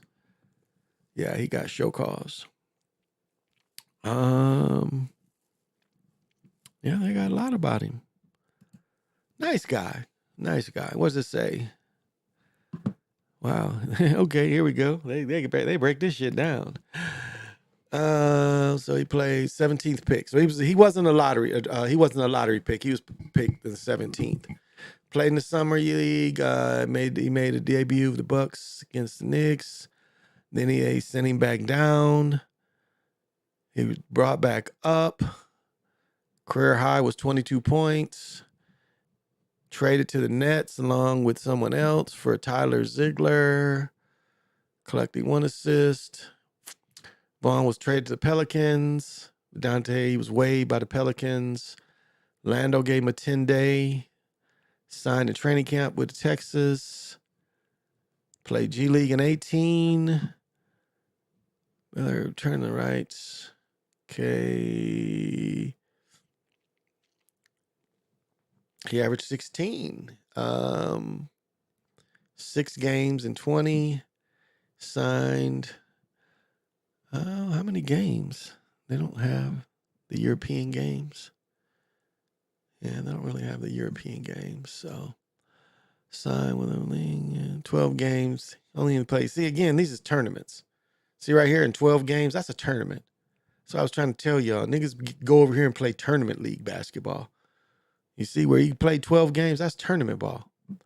Cleveland Charge, training camp. So he's back here. What's his 3-point? See. So his stats, he played 70 games. He played for Jason Kidd. Minutes. He was getting 14 minutes, and he never really got a chance. Look at these minutes.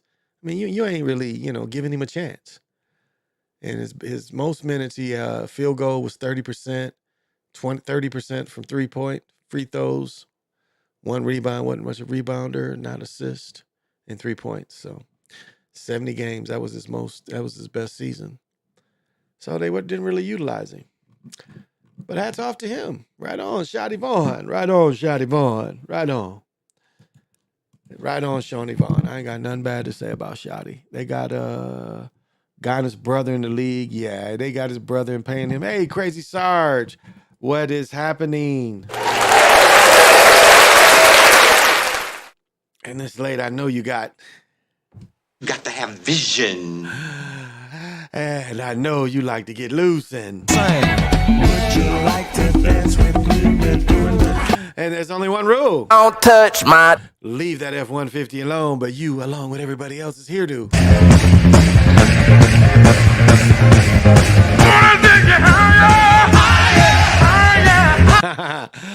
Thank you for coming. I appreciate it.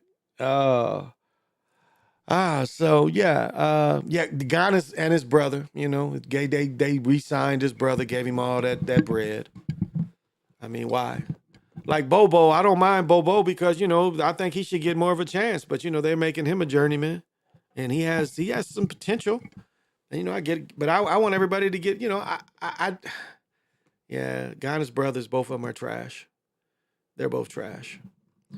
And, you know, they take jobs away from dudes that can hoop. And so no matter where the guys are from, they take jobs away from people that are more talented. And, you know, that's sad, you know, to appease Giannis, because there's no rationale for that guy to be there. There's no rationale for that guy not to play Summer League every year because he's trash. You know, he's definitely trash.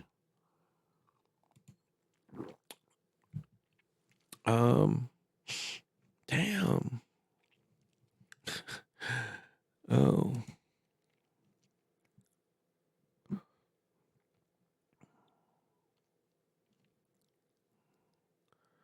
Rare Tom Brady baseball card.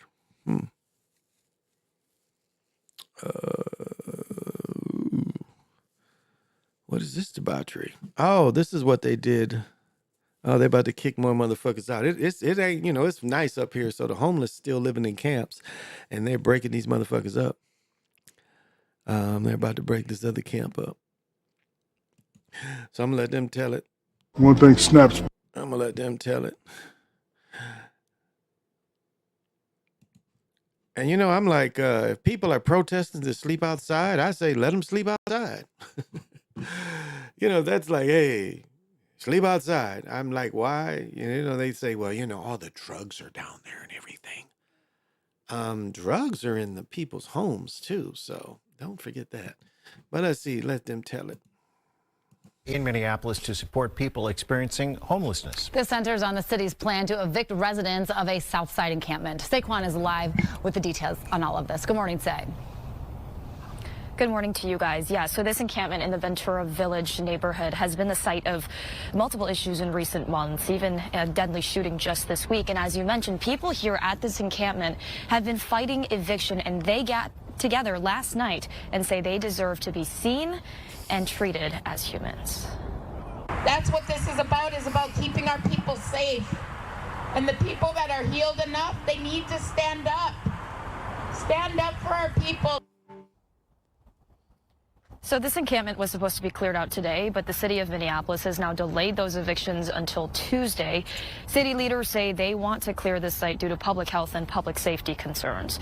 Well, this morning here in just about an hour, we are expecting to hear from organizers and residents of this encampment during a press conference. They're calling for safer spaces for residents as well as a documented eviction plan from city leaders. So again, that's going to be happening at 9 o'clock this morning. And then later today, people are going to be showing up at Plymouth Congregational Church in Minneapolis for the 39th annual homeless. See y'all, the mud flood. This is the jail city hall from the mud flood. See mud flood people? The mud flood was here too. See, they built this and left this. These people here in the 1890s couldn't build this. So this was mud flood. This is a mud flood building, mud flood people. See, they put you in this jail built from mud flood times. Okay, mud flood people? There goes a mud flood building for you. Memorial March and service. We know hundreds are expected to show up and remember the people who have died while experiencing homelessness in the last year. Look, I used to date a girl that was homeless. And, you know, we would go, you know, like she would want me to, you know, she'd come over to my place. She wanted me to go to her tent and shit. And I'm like, okay, I'm with it. You know, I guess I can go to your tent. She was really proud of her little tent and shit, you know. We'd go to her little tent. She had the little portable DVD player, you know. She had the little space heater, electric space heater. She had it all set up. I'm like, okay, you know, I could kick it for a while on the ground. You know, I was really grounded. She was into her spirituality. She just did not have a job. So pretty soon she had to get away from me. I I wish somebody would. It's like the dude bust the girl out, you know, the girl invite him over and he looks around and his roaches were running around, you know, and then he starts, you know, Instagramming the roaches and shit. Like, well, they don't matter. You have to ignore them. Ignore the cousins. You know, that's what we used to call roaches, the cousins. Ignore the cousins. I've told before, when I was a child, my aunt had roaches and it was that light off and light on shit. It was like, turn the light on and see how many you could kill and shit. Because you turn the light off, motherfuckers, you don't even know it exists. As soon as you turn that light on, the motherfuckers is coming out. And I would turn it back on and literally have something to hammer with and shit. That shit was funner than the motherfucker. Kill the roach. Yeah, so, you know, I'm a wild guy. I give everybody a chance. I give everybody a chance. Yeah, but let's see. Well, this is debauchery. Searching for. She looks pretty young to be in debauchery, but looks like they done put some heat on her. So, let's see. Months after the Oh, this is this. Okay, so okay. This is the carjack where they killed the dude because the dude yelled at him for breaking in his car. Make that make sense, y'all. He was like, "Hey, quit breaking in my car." And he came out and looked at him. Then he started trying to run back in his house. These niggas ran up to him and shot him. So very unnecessary. Very unnecessary. shocking murder of a beloved hockey coach in St. Paul. The man who pleaded guilty to being an accomplice in that killing learned his fate. 18-year-old Tom Law will spend the next 15 years behind bars for his role in the murder of Michael Brazel. Fox 9's Mary McGuire shows us what loved ones told a packed courtroom. Michael was the best person I've ever known. There will never be another person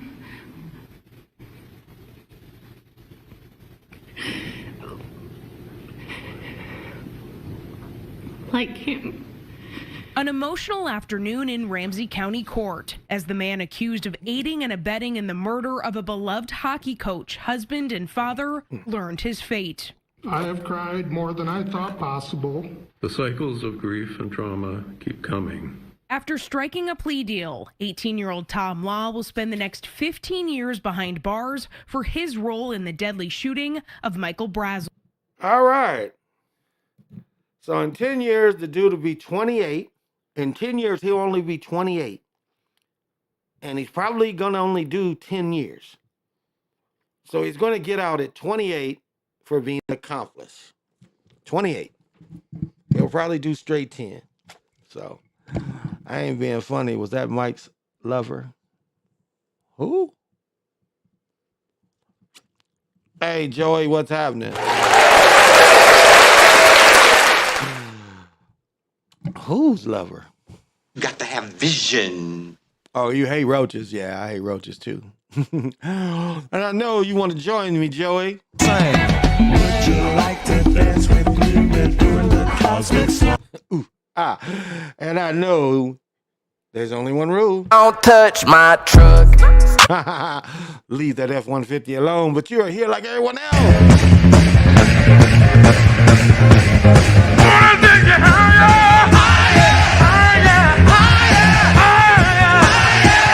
Thank you, Sly Stone, for taking you higher. Let's see.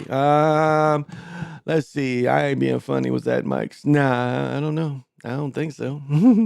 Quiet's career stats, 650 games, 19 points, 6-4, and 3 assists. Barkley career stats, he played more games, 22 points and 11 rebounds and 3 assists. So, yeah, it's hard to put Kawhi over Charles. Really is. And that's both of them. I put both of them behind Karl Malone. So, it's kind of hard to, well, Karl Malone's power forward, but still, So that dude got killed and was a killer, his secret lover. Oh, I don't know. No, these dudes was breaking in his car. They was breaking in his car, and all he did is walked out. Like, he saw some dudes, like, he looked out, and he saw some dudes breaking in his car, and instead of calling the police, he yelled at them, and he approached them. And, he came out and was, like, on his sidewalk, and then they pulled that heat out, and he tried to run back into his house, and they shot him. So, yeah, he ain't had nothing to do. Yeah, so that's the debauchery that was due with that. He shot him. So, dude, what did they say the other guy got? Let me see. Did they say what the other guy got yet? Let's see. What did the other guy get? Anything else? Ooh. Court documents detail Mlaw was a part of a group out stealing items from cars in May when 44-year-old Brazel confronted them outside his home in the St. Say, these ain't, look at these houses. These ain't rich folks. These working houses. These houses are still, I think this is in St. Paul. So these houses is probably under two-ish, maybe 180, 190, but probably two. St. Paul is, it's older. So this, but yeah, so this ain't, these people ain't have great money. He was just a coach. Them outside his home in the St. Anthony Park neighborhood of St. Paul. Brazel was shot multiple times and the group fled the scene with Mlaw behind the wheel. The shooter, Clee Swee, was sentenced to 25 years in prison this October. 25 years, and he probably 18, 19 too. Probably do 15, if that. The gun used to kill Brazel. Oh, and let's say this. They're going to state prison. It's a lot of them Hmongs in state prison here. Because it's a lot. It's about 500,000 Hmongs here. So when they go to prison, they already clicked up. They are already clicked up. Belonged to Mlaw, and when he was arrested, he had that weapon in his car. He gave a short apology in court, but did not take accountability for his actions. Sorry for your loss. And I just want to say that I'm really sorry. That's it. But now I'm forced to try and fill those shoes because their father was murdered. I want to say, I'm really sorry. That's it. That's what he said.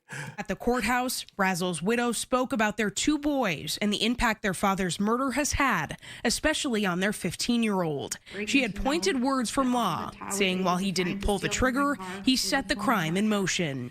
It is so horrific to think that my husband lost his life over a phone charger. I struggled to know how Taw could watch a man he did not know be shot 3 times, watch that man stumble back into his yard and collapse, and then drive away from the scene. Mary McGuire. Yeah, that's some cold shit there. And that's all they got was a charger, no bread. They was the petty of the petty. They must have been crystal mething. Or was this a way for them to get into the gang? And, the other shit was just, he had to kill somebody to get into the gang. So, excuse me. Damn, that's cold. It's very cold. You'll take Barkley? Yeah, I would probably take Barkley too. I agree. I would probably take Barkley too. Man, I'm gonna go shoot a video. I'm trying to figure out where this lady flipped off the highway by me. I don't know how this chick killed herself. It's the oddest shit. I mean, to see how this woman killed herself is just, it makes no sense. I mean, she must have really fell asleep or was drunk. Connect QT helps address youth homelessness.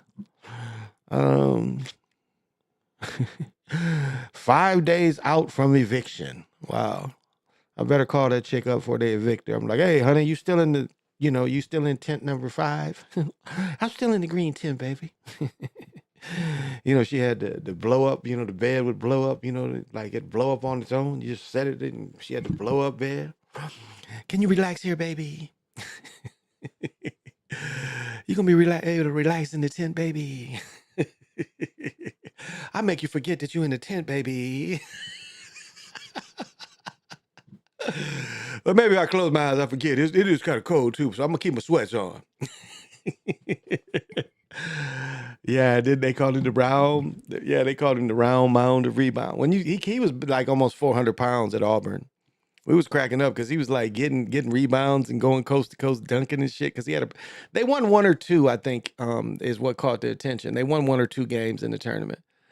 But it was funny. I was sitting with one of the in-laws. And she had me rolling because she is, when I talk about what is it? What is this? Sludge rock. The old Pebbles and Bam Bam. Sludge rock was, the ultimate bad luck bug. And she said, like, years ago, probably 10 years ago, you know, she was like, she went out front to smoke a cigarette, and she was smoking the motherfucking cigarette. And she said, out of nowhere, something hit her in the head. She said, at first, she thought somebody was robbing her and shit, because she had me cracked up. She said, yo, the shit hit me in the head and made me blink real fast. I was crying. I'm like, made you blink? Because, you know, it stunned her. She didn't know what happened. She thought somebody was trying to rob her and shit, you know, and you know, a big thick ice cube hit you out of nowhere, you know. But what is the odds that the ice cube would hit you in the head? She said she reported it. They made her go to the hospital. They put a neck brace on her and shit and said she had a concussion and paid her for the day. But it's like, what is the odds that you sitting somewhere where a big motherfucking ice cube would hit you in the head, you know, a big icicle, excuse me. But I did witness this. I went to a school and it was like three classes. I think it had first grade, second grade, kindergarten, and maybe handicap. I think it only had 4 classes in this little building. And we were like no playground stuff at all. It was just grass and yard. It was no playground equipment in this little school. So we went outside, we just running around in the grass. And so these European children thought it was a good idea to try to get icicles so they could suck on it. So I watched this dude knock an icicle down, and this motherfucker got him straight right here between his eyes. And it was a big ass piece. And that piece came down and like and blasted him in his face. His shit was bleeding.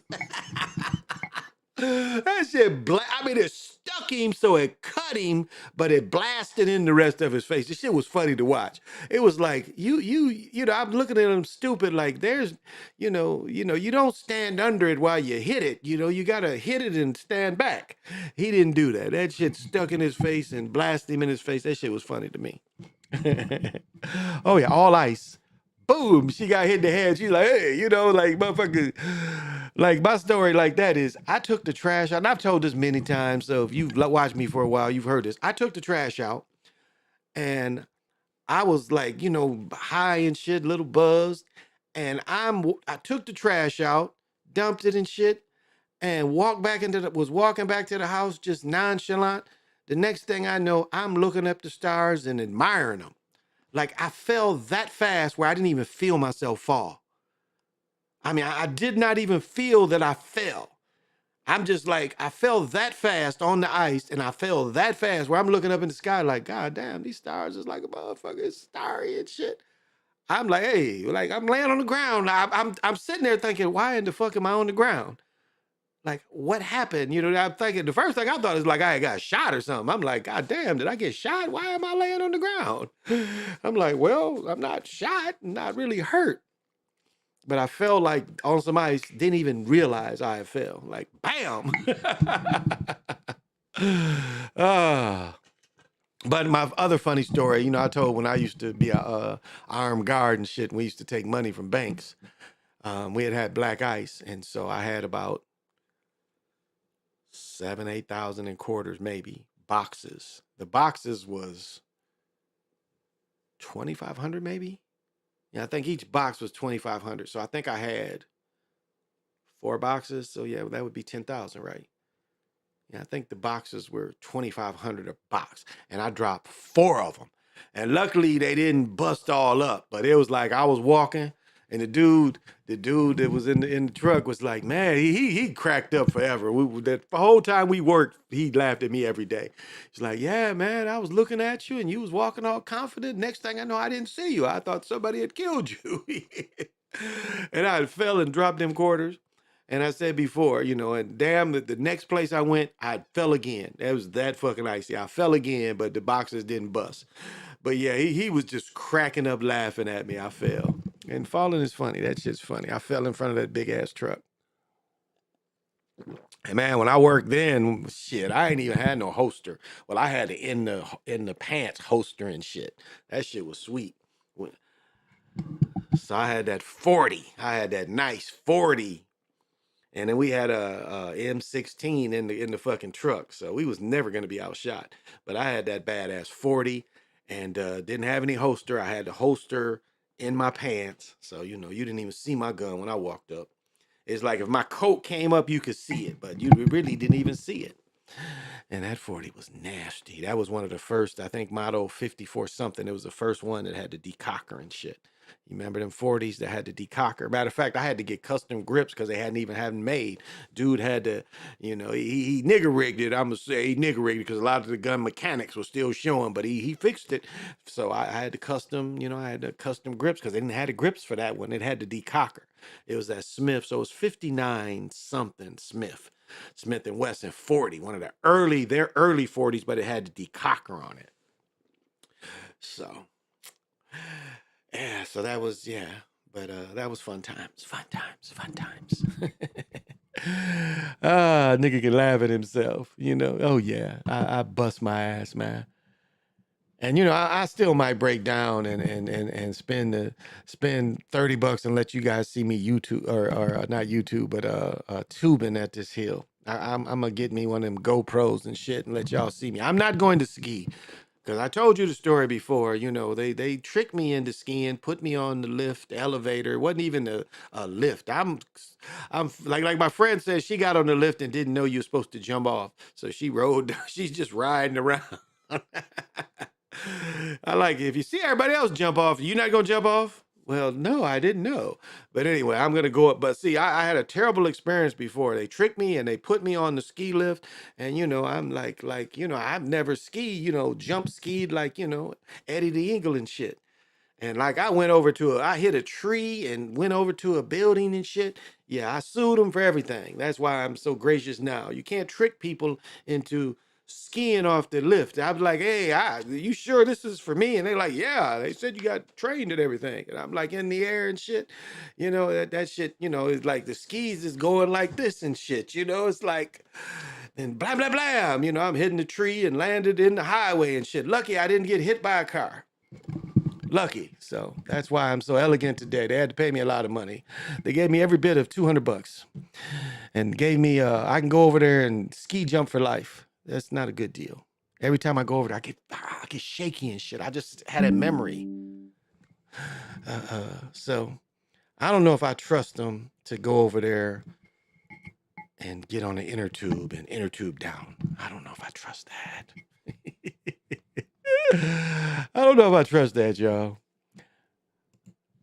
Because these people here will make fun of you and have you on a ski lift, have you jumping through the air and shit.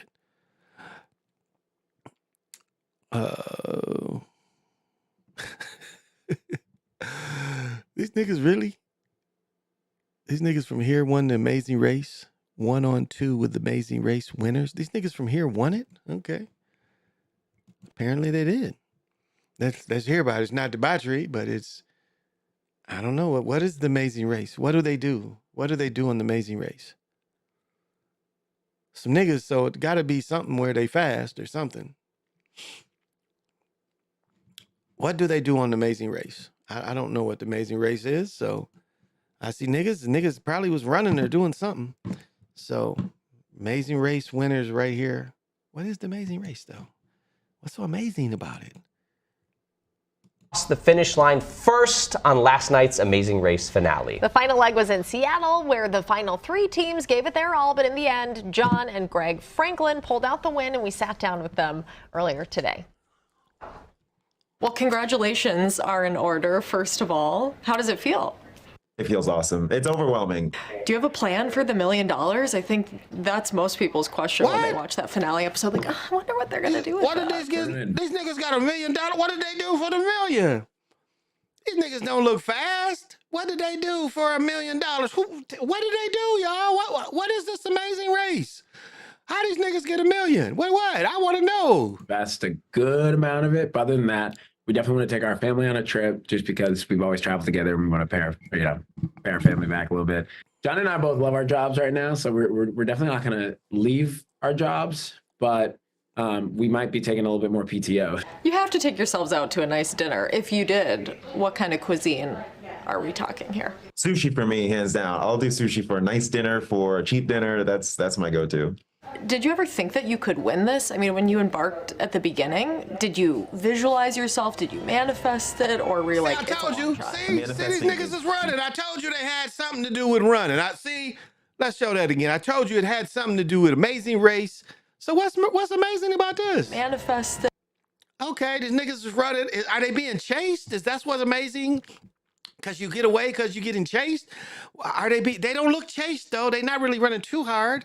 Or we're like, it's a long shot. Manifesting is huge. And the way we really approached it was manifesting every leg and only the leg that we were on. Okay, that don't look too hard. It was like, why is he jumping in? Is that how he won? He jumped in the air? Is this what made him win? And the one we had in front Oh, of they us. touched the red carpet? Like, what's amazing about this? I'm missing the point. Like, did they run around the house a bunch of times? Like, what was so hard? Focusing on that and not too far ahead was Hey, y'all, what is amazing? What is amazing about this? I'm not hip to this. Low point for the two of you. The race is so much skill, but just as much luck.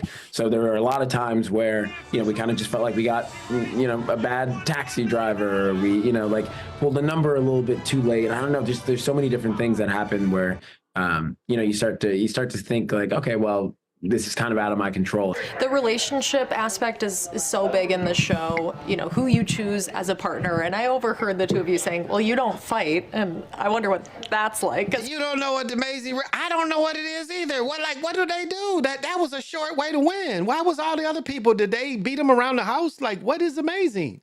My sister and I mean, why did they even get interviewed? I don't know about this amazing race. Do we got to look up what is the amazing race? I guess, what is this shit? I gotta look this shit up. I don't know what it is. Amazing Race. Okay. Tell me about Amazing Race. And how did they get to win? What is it? What do you gotta do?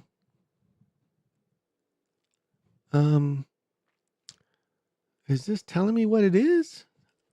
I don't want to. Okay, the Amazing Race. Okay, here we go. What is this? What do they do? What did they do to be amazing? It premiered. What? This shit has been on since 2000? What is this? Wait a minute. The Amazing Race has been is what? 2001? I have never heard of this shit. 13 teams. What do they do? The Amazing Race. What? That long ago? Wow, this shit. Nobody must like this shit. I ain't never heard of this shit. Follows 13 around the world. Wait, how do they go around the world? What? Follows 13. What do they do? Each season lasts for 21 to 30 days. The race is split into two legs, which the teams gather clues. What? What kind of clues? They gotta go somewhere? What? They journey through foreign countries? That's stupid as hell. Interact with locals, compete in physical and mental challenges somewhere else? This shit sounds stupid as hell. Teams are eliminated, so I'm still lost. So you go somewhere else. This shit sounds stupid as hell.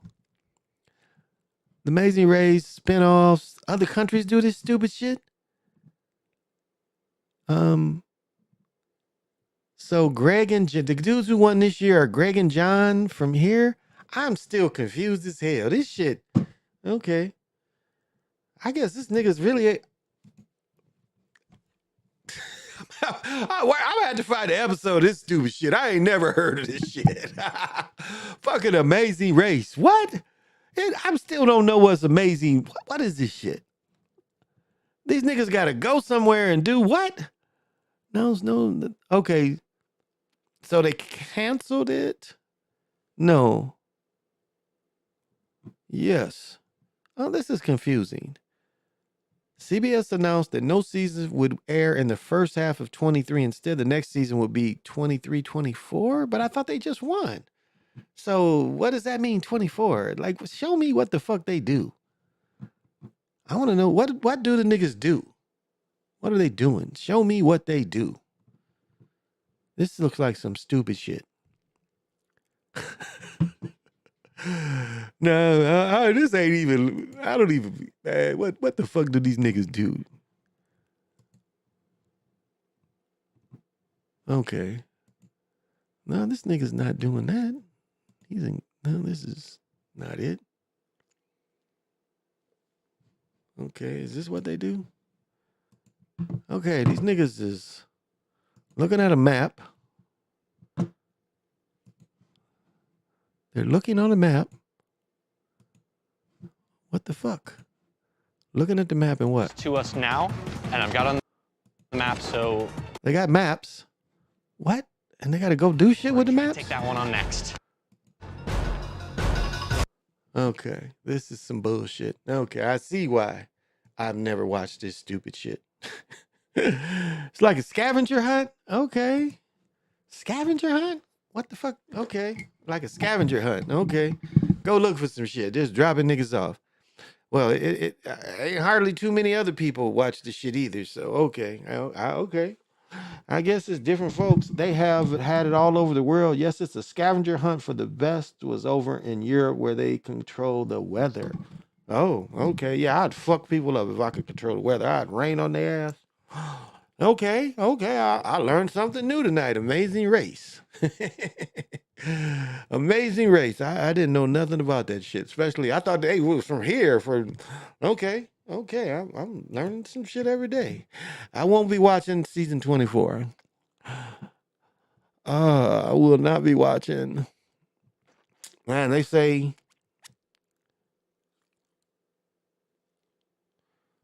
that the mail is really going slow.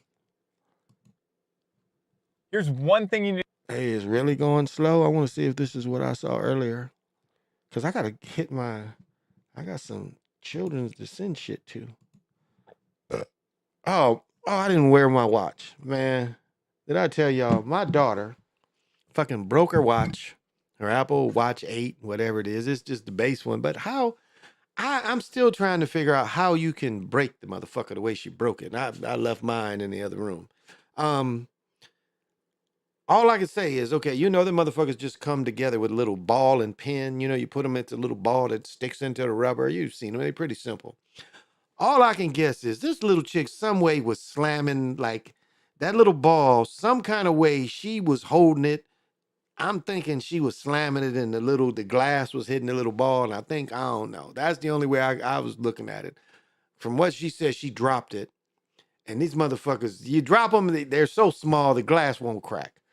So I'm like, well, if I get a bigger one, then you'll get another one. But yeah, you're done. That shit costs damn near a couple $100, I think, for them fucking watches.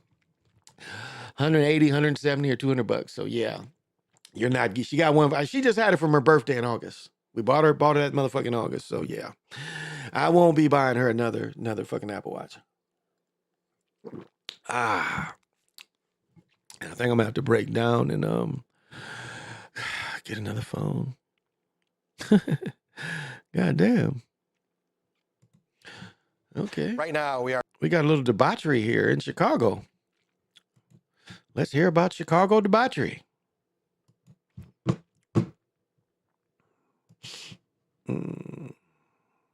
learning more about a shooting where a man with a concealed carry license uses his weapon and fires back at two attackers, wounding one of them and killing the other. It all went down in Humboldt Park overnight on North Hamlin Avenue. The man with the concealed carry license also sustained a gunshot wound and was taken to the hospital. CBS 2's Noel Brennan breaks down what we know is Chicago police are trying to sort it all out. This block of Hamlin was shut down overnight as police investigated the shooting that left one man dead and two men injured. Chicago police say it started when two men in a car opened fire on another man who had a concealed carry license. The missing piece of the story is what happened before shots were fired. We're getting multiple calls of shots fired on 1620 North Hamlin, 9 rounds in the front, another 10 in the front. It's also coming up that multiple shots fired. Radio traffic from Chicago police gives us a glimpse of what officers encountered in Humboldt Park at 1:17 Saturday morning. Squad 1, Hamlin, 1612 North Hamlin. I got 3 people shot right here. I got 2 weapons on scene, but I got people coming up to us saying they're shot. Give me a third ambulance. Police say a 31-year-old man was approached by 2 men in a car, a 44-year-old and a 37-year-old. Police say the men in the car started shooting, but it's not clear why. The 31-year-old, a concealed carry holder, fired back and then called 911. The caller states that someone tried to shoot him. He shot and killed one of them. The other one fled. The caller is shot in his stomach. Police say the 44-year-old in the car was killed. The other man in the car was hit in the shoulder. He and the victim with the concealed carry license were taken to the hospital in fair condition. Chicago police have not said whether any arrests have been made or whether anyone will face charges. All right. That's debauchery. That is debauchery out of Chicago. Wow. Wow. Oh, that is debauchery. I got to get up early to go get chiropractor and acupuncture in the morning. I took my shower. Talked about him last night. Because the beast. Oh, here we go. This is where we caught it. Yeah, he's been sick. We talked about this. We opened the show. So he was only 73. So he's 9 years older than me. 11 years older than me. So he must have been born in 40 to 50. 50. Yeah, he's born in 1950. 11 Thursday morning, he was 73. He died from complications from a cardiac arrest at his home. He's taken to hospital. He was in hospice for a couple of days. McGinnis was a Indiana boy through and through. He led unbeaten Indianapolis West High School team that won the state in 69 before going to, he was probably one of the first brothers to play at Indiana University. He led the Big Ten in scoring and rebounding as a sophomore. Again, freshman couldn't play. And he went pro after his sophomore year. He crossed to the NBA and stops in the 76ers, concluding his career with the Pacers after he retired in 82. He's inducted to the Hall of Fame in 17, thanks to the accolade, included 2 NBA championships, 3 All-NBA and 3. He was All-NBA, All-Star selections, 3 in the ABA and 3 in the NBA. So, yeah.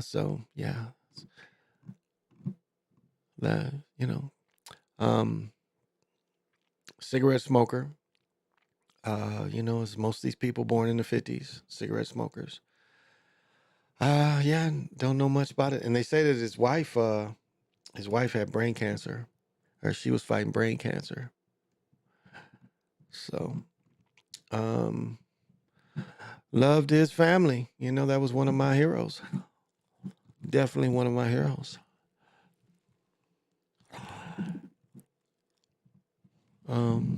Yeah. So, loved his family, healing energy to his family. Let's see. Oh. Yeah, limited. Don't think it'll show what I want. It's my party and I cry if I want to. Oh, okay. I think I can get more. Nope. Let's see. And it didn't give me shit. It's still not giving me what I want. All right, I guess I can't find it. Oh, okay. These are cool. And I can get that, but it doesn't give me what I want. Oh, well. But yeah, that's how I used to shoot when I was in 8th grade. I started George McGinnis, dropped that one hand. And there's one of my famous high school pictures. I don't know how famous it is, but you clearly see his influence. I'm into hoop. I beat everybody. I used to have a poster, but it was on the front page of the sports page when I was in high school. That's something motherfuckers don't get to experience. Kalamazoo's a city of about 100,000 people, and after my first game, my senior year, I'm motherfuckers after they go to the game, the next day I'm on the cover of the sports page, big ass picture of me, and I dominated. We lost, but I still dominated, motherfucker. And they ain't even mention my dunk. And the dude who he was on the wrong end, I dunked it on the other end. And what's so funny is the gym is tore down. When they built the new gym, they didn't build it in the same spot. So all that energy is just, in the wind. It's just in the wind. But that was, a great influence of mine that, it styled my game, styled my game. And I don't have big hands. I can't palm a ball, strong hands, but I can't palm a ball. I've never had big enough hands. And, he would a lot of times when you're in the layup line in high school, you can, they used to have the spray, the Stickum spray. Before they had the Stickum gel, they used to just have Stickum spray. You just spray your hands. Once your hands sweat, it kind of comes off. But motherfuckers that couldn't palm the ball, we could spray that shit on our hands and then dunk it. A little easier. If y'all remember that kind of shit. I don't know if you guys even remember the stick 'em. That shit was really good. And you didn't need, I didn't understand why they had because that shit was still around when I played. You could still get that shit. It was just, you couldn't really pack it on because a lot of quarterbacks didn't like throwing with that shit on there because it stays on the ball unless you wipe the ball off. But you didn't need to have, gulks of it like they did. They overdid it. And, the quarterbacks complained because that shit stayed on the ball. Once you got that gunk on the ball, it's on the ball. A lot of dudes that had the ball sticking to them when they go to throw it. They can't. It'll kind of fuck the throw up because the ball's sticking to their hand. So, yeah. Was it a good deal gone bad? Yeah, it could have been. That's what it kind of sounds like, too. It was more to it. But he didn't know that they was probably trying to, thought they was going to buy something, and he put that heat on them. He put that heat on them. So that's why, this time of year especially, you might, if you can legally do it, carry that heat this time of year. Because it's like a jungle sometimes. It makes me wonder. You never know crazy. And you never know when you have to fight crazy.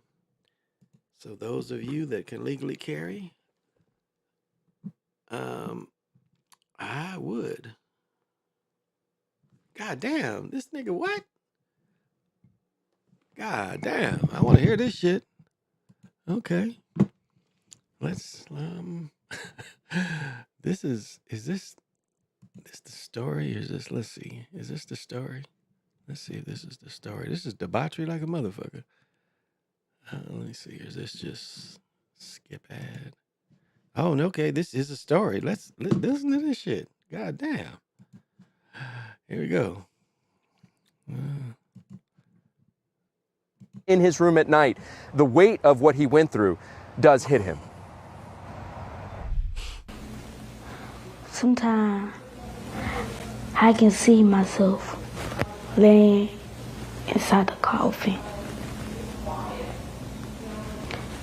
Them are my thoughts at night, my only ones. And sometimes I think people are watching me. But my main thought is me dead. He said he was so convinced that he was going to die that day that he started to tell his mother his last words, telling her to say sorry to the family members who he acted up in front of, telling him to say sorry to the teacher that he was bad towards. The mother said that she is so overfilled with joy that she really doesn't have enough time to be angry, even towards the police officer, Sergeant Greg Capers with the Indianola Police Department. She doesn't even have to be time to be angry at him, she says. She does, though, want him fired and never to work as a police officer in this country again. We're standing in front of their attorney's office because just in a few minutes, they're going to announce a federal lawsuit that they've filed seeking $5 million in damages from the city as well as the local police department. This is still under investigation. The Mississippi Bureau of Investigation is handling this. They have body camera that they have not yet released of this incident. Meanwhile, Brianna, very quickly, we have reached out to Sergeant Greg Capers repeatedly, but he has not gotten back to us. Brianna? Yeah, maybe that body camera will reveal how this could happen. I think that is what is on everyone's mind as we see this traumatized little boy. Nick, thank you for bringing that to us. Jim? All right, let's discuss more what happens next in this case. The Murray's family attorney, Carlos Moore, joining us now. And Carlos, thanks so much for taking the time today. Thanks for having me. Well, first, when I hear that little boy, 11 years old, struggling a little bit as he continues to recover, just feel so much for him. You can see how much he's been through here. Can you tell us how he's doing? Yeah, he has been through more than any 11-year-old boy should ever go through, especially during the summertime when he should be vacationing from a hard years of work at school.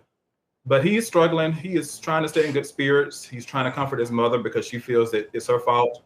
But he's a remarkable young man, still has some pain in his side, still struggles to breathe, but he's blessed to be alive and he gives all praise to God. Wow. Wow. Wow. Wow. Wow. That is so, it doesn't, okay, on motion made any aboard.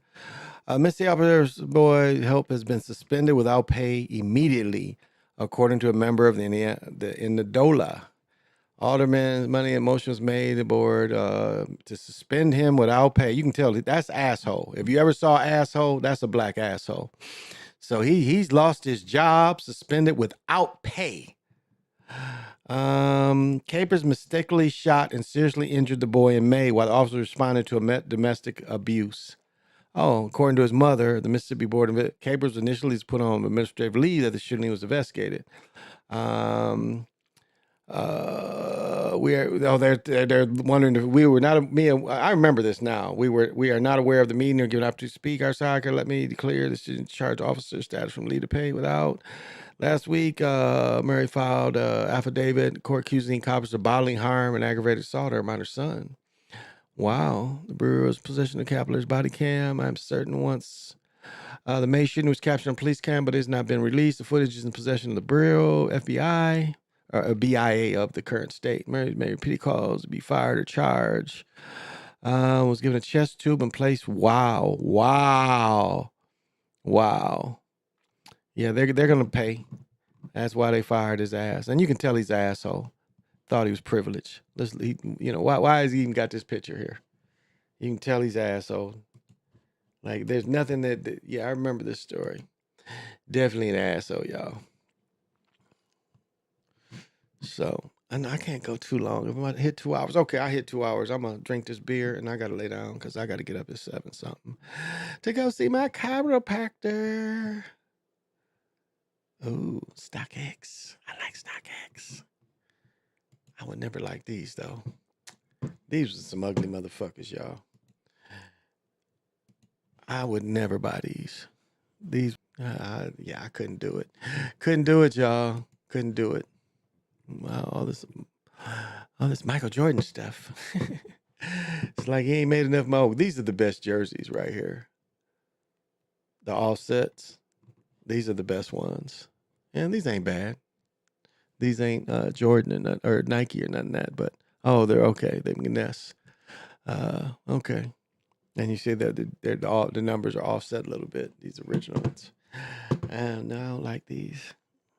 They're gonna try to fry his goofy ass. You right about that. He might get attempted murder. I mean, what they say in Pulp Fiction, you couldn't have talked to him. You couldn't have talked to him, You couldn't have talked to him. Let's see. That's what I think. You couldn't have talked to him. Yeah, you had to shoot her. Oh, yeah, and I always got to show these. These were my favorite pair. What are these called? These are the best ones I ever made. Back before, they called these Rip Hamiltons, 14s. Yeah, these were the best. I had the Carolina blue ones when they first came out. They were the best Nikes of all time. This Carolina blue, and the only reason I returned them to Nike, this started peeling. This shit right here peeled off. And the ones, what is these? The 15s suck. Couldn't even hoop in the 15s. Do I see any 15s down here? Those fucking 15s were so ugly. And they were worthless. Any 15s up here? Yeah, they were the least favorite Nike of all time. Them ugly 15s. Them motherfuckers were so ugly. These weren't bad either, though. I had the dark blue ones with the red trim. Dark black with the red trim. These were comfortable. What are these? The 13s? Yeah, I had these too. These were good hoop shoes. Big up from these. These are only the 4s. But yeah, these were good. When they came out, yeah. So 14, 15s were good shoes. These were good hoop shoes at the time. So, well, y'all, I think I'm going to have to call it. I got to go to bed. I got to get up. The shoe gobbler fixed the paint defects. Yeah. What it does when it starts to scrub, a dude can find some and he fixes them up and shit. Y'all, this is, I have so much fun in my life. I do. And I hope you do too. These look like little boy baby shoes. These don't look, this is not even a shoe. Some kind of computer shit. I don't know what this shit is. This is a collectible, Kobe collectible. I don't think I love Kobe that much to get this some shit like this. This is some creepy looking shit. Did y'all get this shit? Kobe little statue. This motherfucker be running around your house and shit. Little Kobe, you be trying to find little Kobe and shit. He be stabbing you and shit. Damn, they give you a little Kobe jacket, you know? Get you a little Kobe. Look at this other one. This is some creepy shit. Oh my goodness, this shit is creepy in the motherfucker. God damn, this is creepy. It's more Kobe creepy. Oh, no, these ain't as creepy looking. $450 though. God damn. Kobe creepy. Yeah, these little motherfuckers would be stabbing you and shit. Well done, though. Well done. Okay. I guess I should say something about reality and stuff.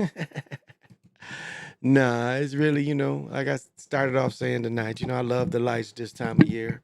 And this time of year, to me, like if you got young children, it's a celebration of your young children and nothing more, nothing less. And do your thing for your family. If there's ones that you need to make happy, do your thing and don't feel any way about it. Just do your thing. If you're able to do that for your children and make your children joyful on those days, do it. I got nothing to say. I normally, I don't, I like before I got married, I didn't put up shit. I didn't really celebrate. I bought everybody gifts and stuff. But as far as marrying the house and putting all that shit together, yeah, no tree, no none of that. I didn't really celebrate it like that.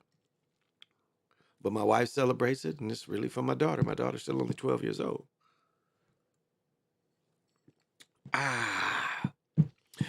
So, celebrating and feel good, And if Jesus is the reason for the season for you, don't feel bad about that. Whatever, do you. Do you. And can't nobody tell you any better way to do you but you. And remember that all the power lies within you. The trick is to make you think that there's something greater than you outside of you. That's the trick. And it's all about you. You are supreme. And how you use your supremacy, but how you use it is up to you. Do you waste it or do you truly use it? Do you have love in your heart? Can you receive love? Can you give love? Because that seems to, affect your reality. How often can your kundalini go off? I get around all those children, they playing instruments, and it's not sports, but it is a team. And so, I'm over all that kind of stuff. If it's a team and the sounds, and I'm just, my kundalini's going off, even though I'm hearing dun, dun, dun, dun, dun, dun, dun. Yeah, but that's another story. And so what do you do that charges you up? What do you do that gives you energy?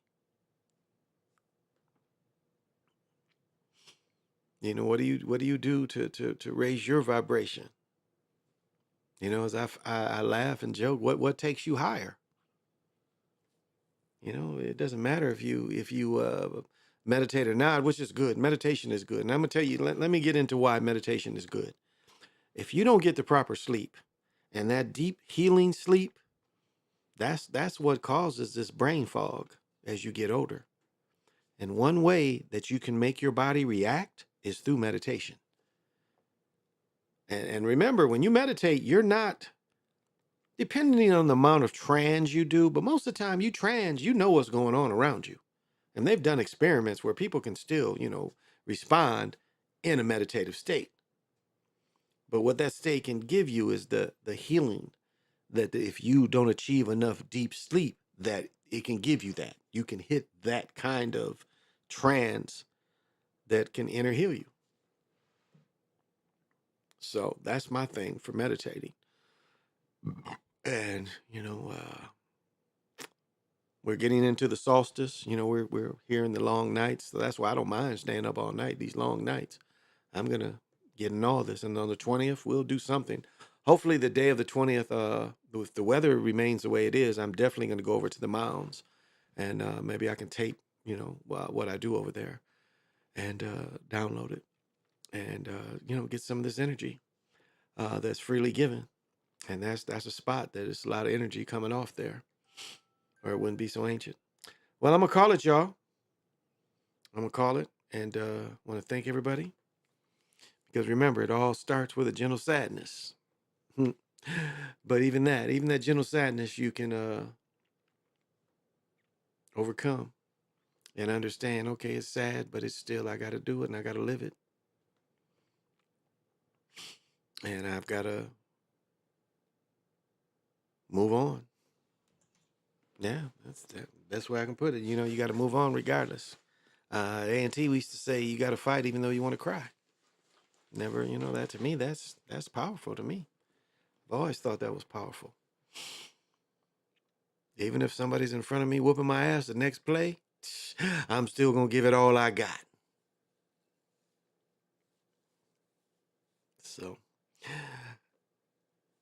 remember, it's you. You know, all the motivation, everything it starts with you and it ends with you. So whatever your motivation is, you know, go to it. Because it starts and ends with you. And that's why, you know, I was talking about praying. You know how Muslims pray. They constantly have to tap into something that's outside of them. And that's, you know, that's kind of brainwashing too. Because you're always seeking something outside of yourself. I mean, if you, you know, you do the proper prayers, you're always tapping into something that's outside of you. Now, you're Muslim, I mean, that's on you. But that's what you're doing. You're constantly going to another source forever guidance, guides, whatever. But that's kind of what you do. It's like, you know, the Catholics, you know, they go to, some Catholics go to confession daily or once a week or whatever. It's the same kind of thing. You know, you're trying to give, you know, you're trying to get forgiveness from something out, you know, a source outside of you instead of forgiving inside. And so it's up to you. You know, how you get inspiration or how you look for, I don't know. And so, you know, I won't be on tomorrow. I think I'm going to see Willy Wonka tomorrow because we don't have a lot going on tomorrow. We're going out Friday, Saturday night. So if I do, I don't know. I usually I'll wait. If I do Willy Wonka, I'll give a review of it Saturday. I could wait. And you know, if Godzilla ain't on a big screen, I ain't going to see it. So I might have to miss it because I'm only go see movies in that Adamus, whatever it is. I'll pay extra because I'm not looking at that bullshit that doesn't look any better than my TV. To me, it's not worth it. It's not worth going up there and looking at a gritty screen when I watch a movie at home and my TV is not as gritty as that big screen is looking. Now, I guess some people that don't matter. And okay, I like all the sound. I want to hear the ripples. I want to hear all that. That's why that shit when Napoleon was bombing them motherfuckers, that shit was sounding so cool. He was bombing the fuck out them motherfuckers. And they had that ice and shit. He's fucking them up in that ice. That was so cool. And war scenes when you boom, boom, boom, boom. I like that shit. That's how the movie experience. So may you find joy and love and wellness till we meet again. This has been the Chocolate Mountain Show. I've been your host, Big Pontiac.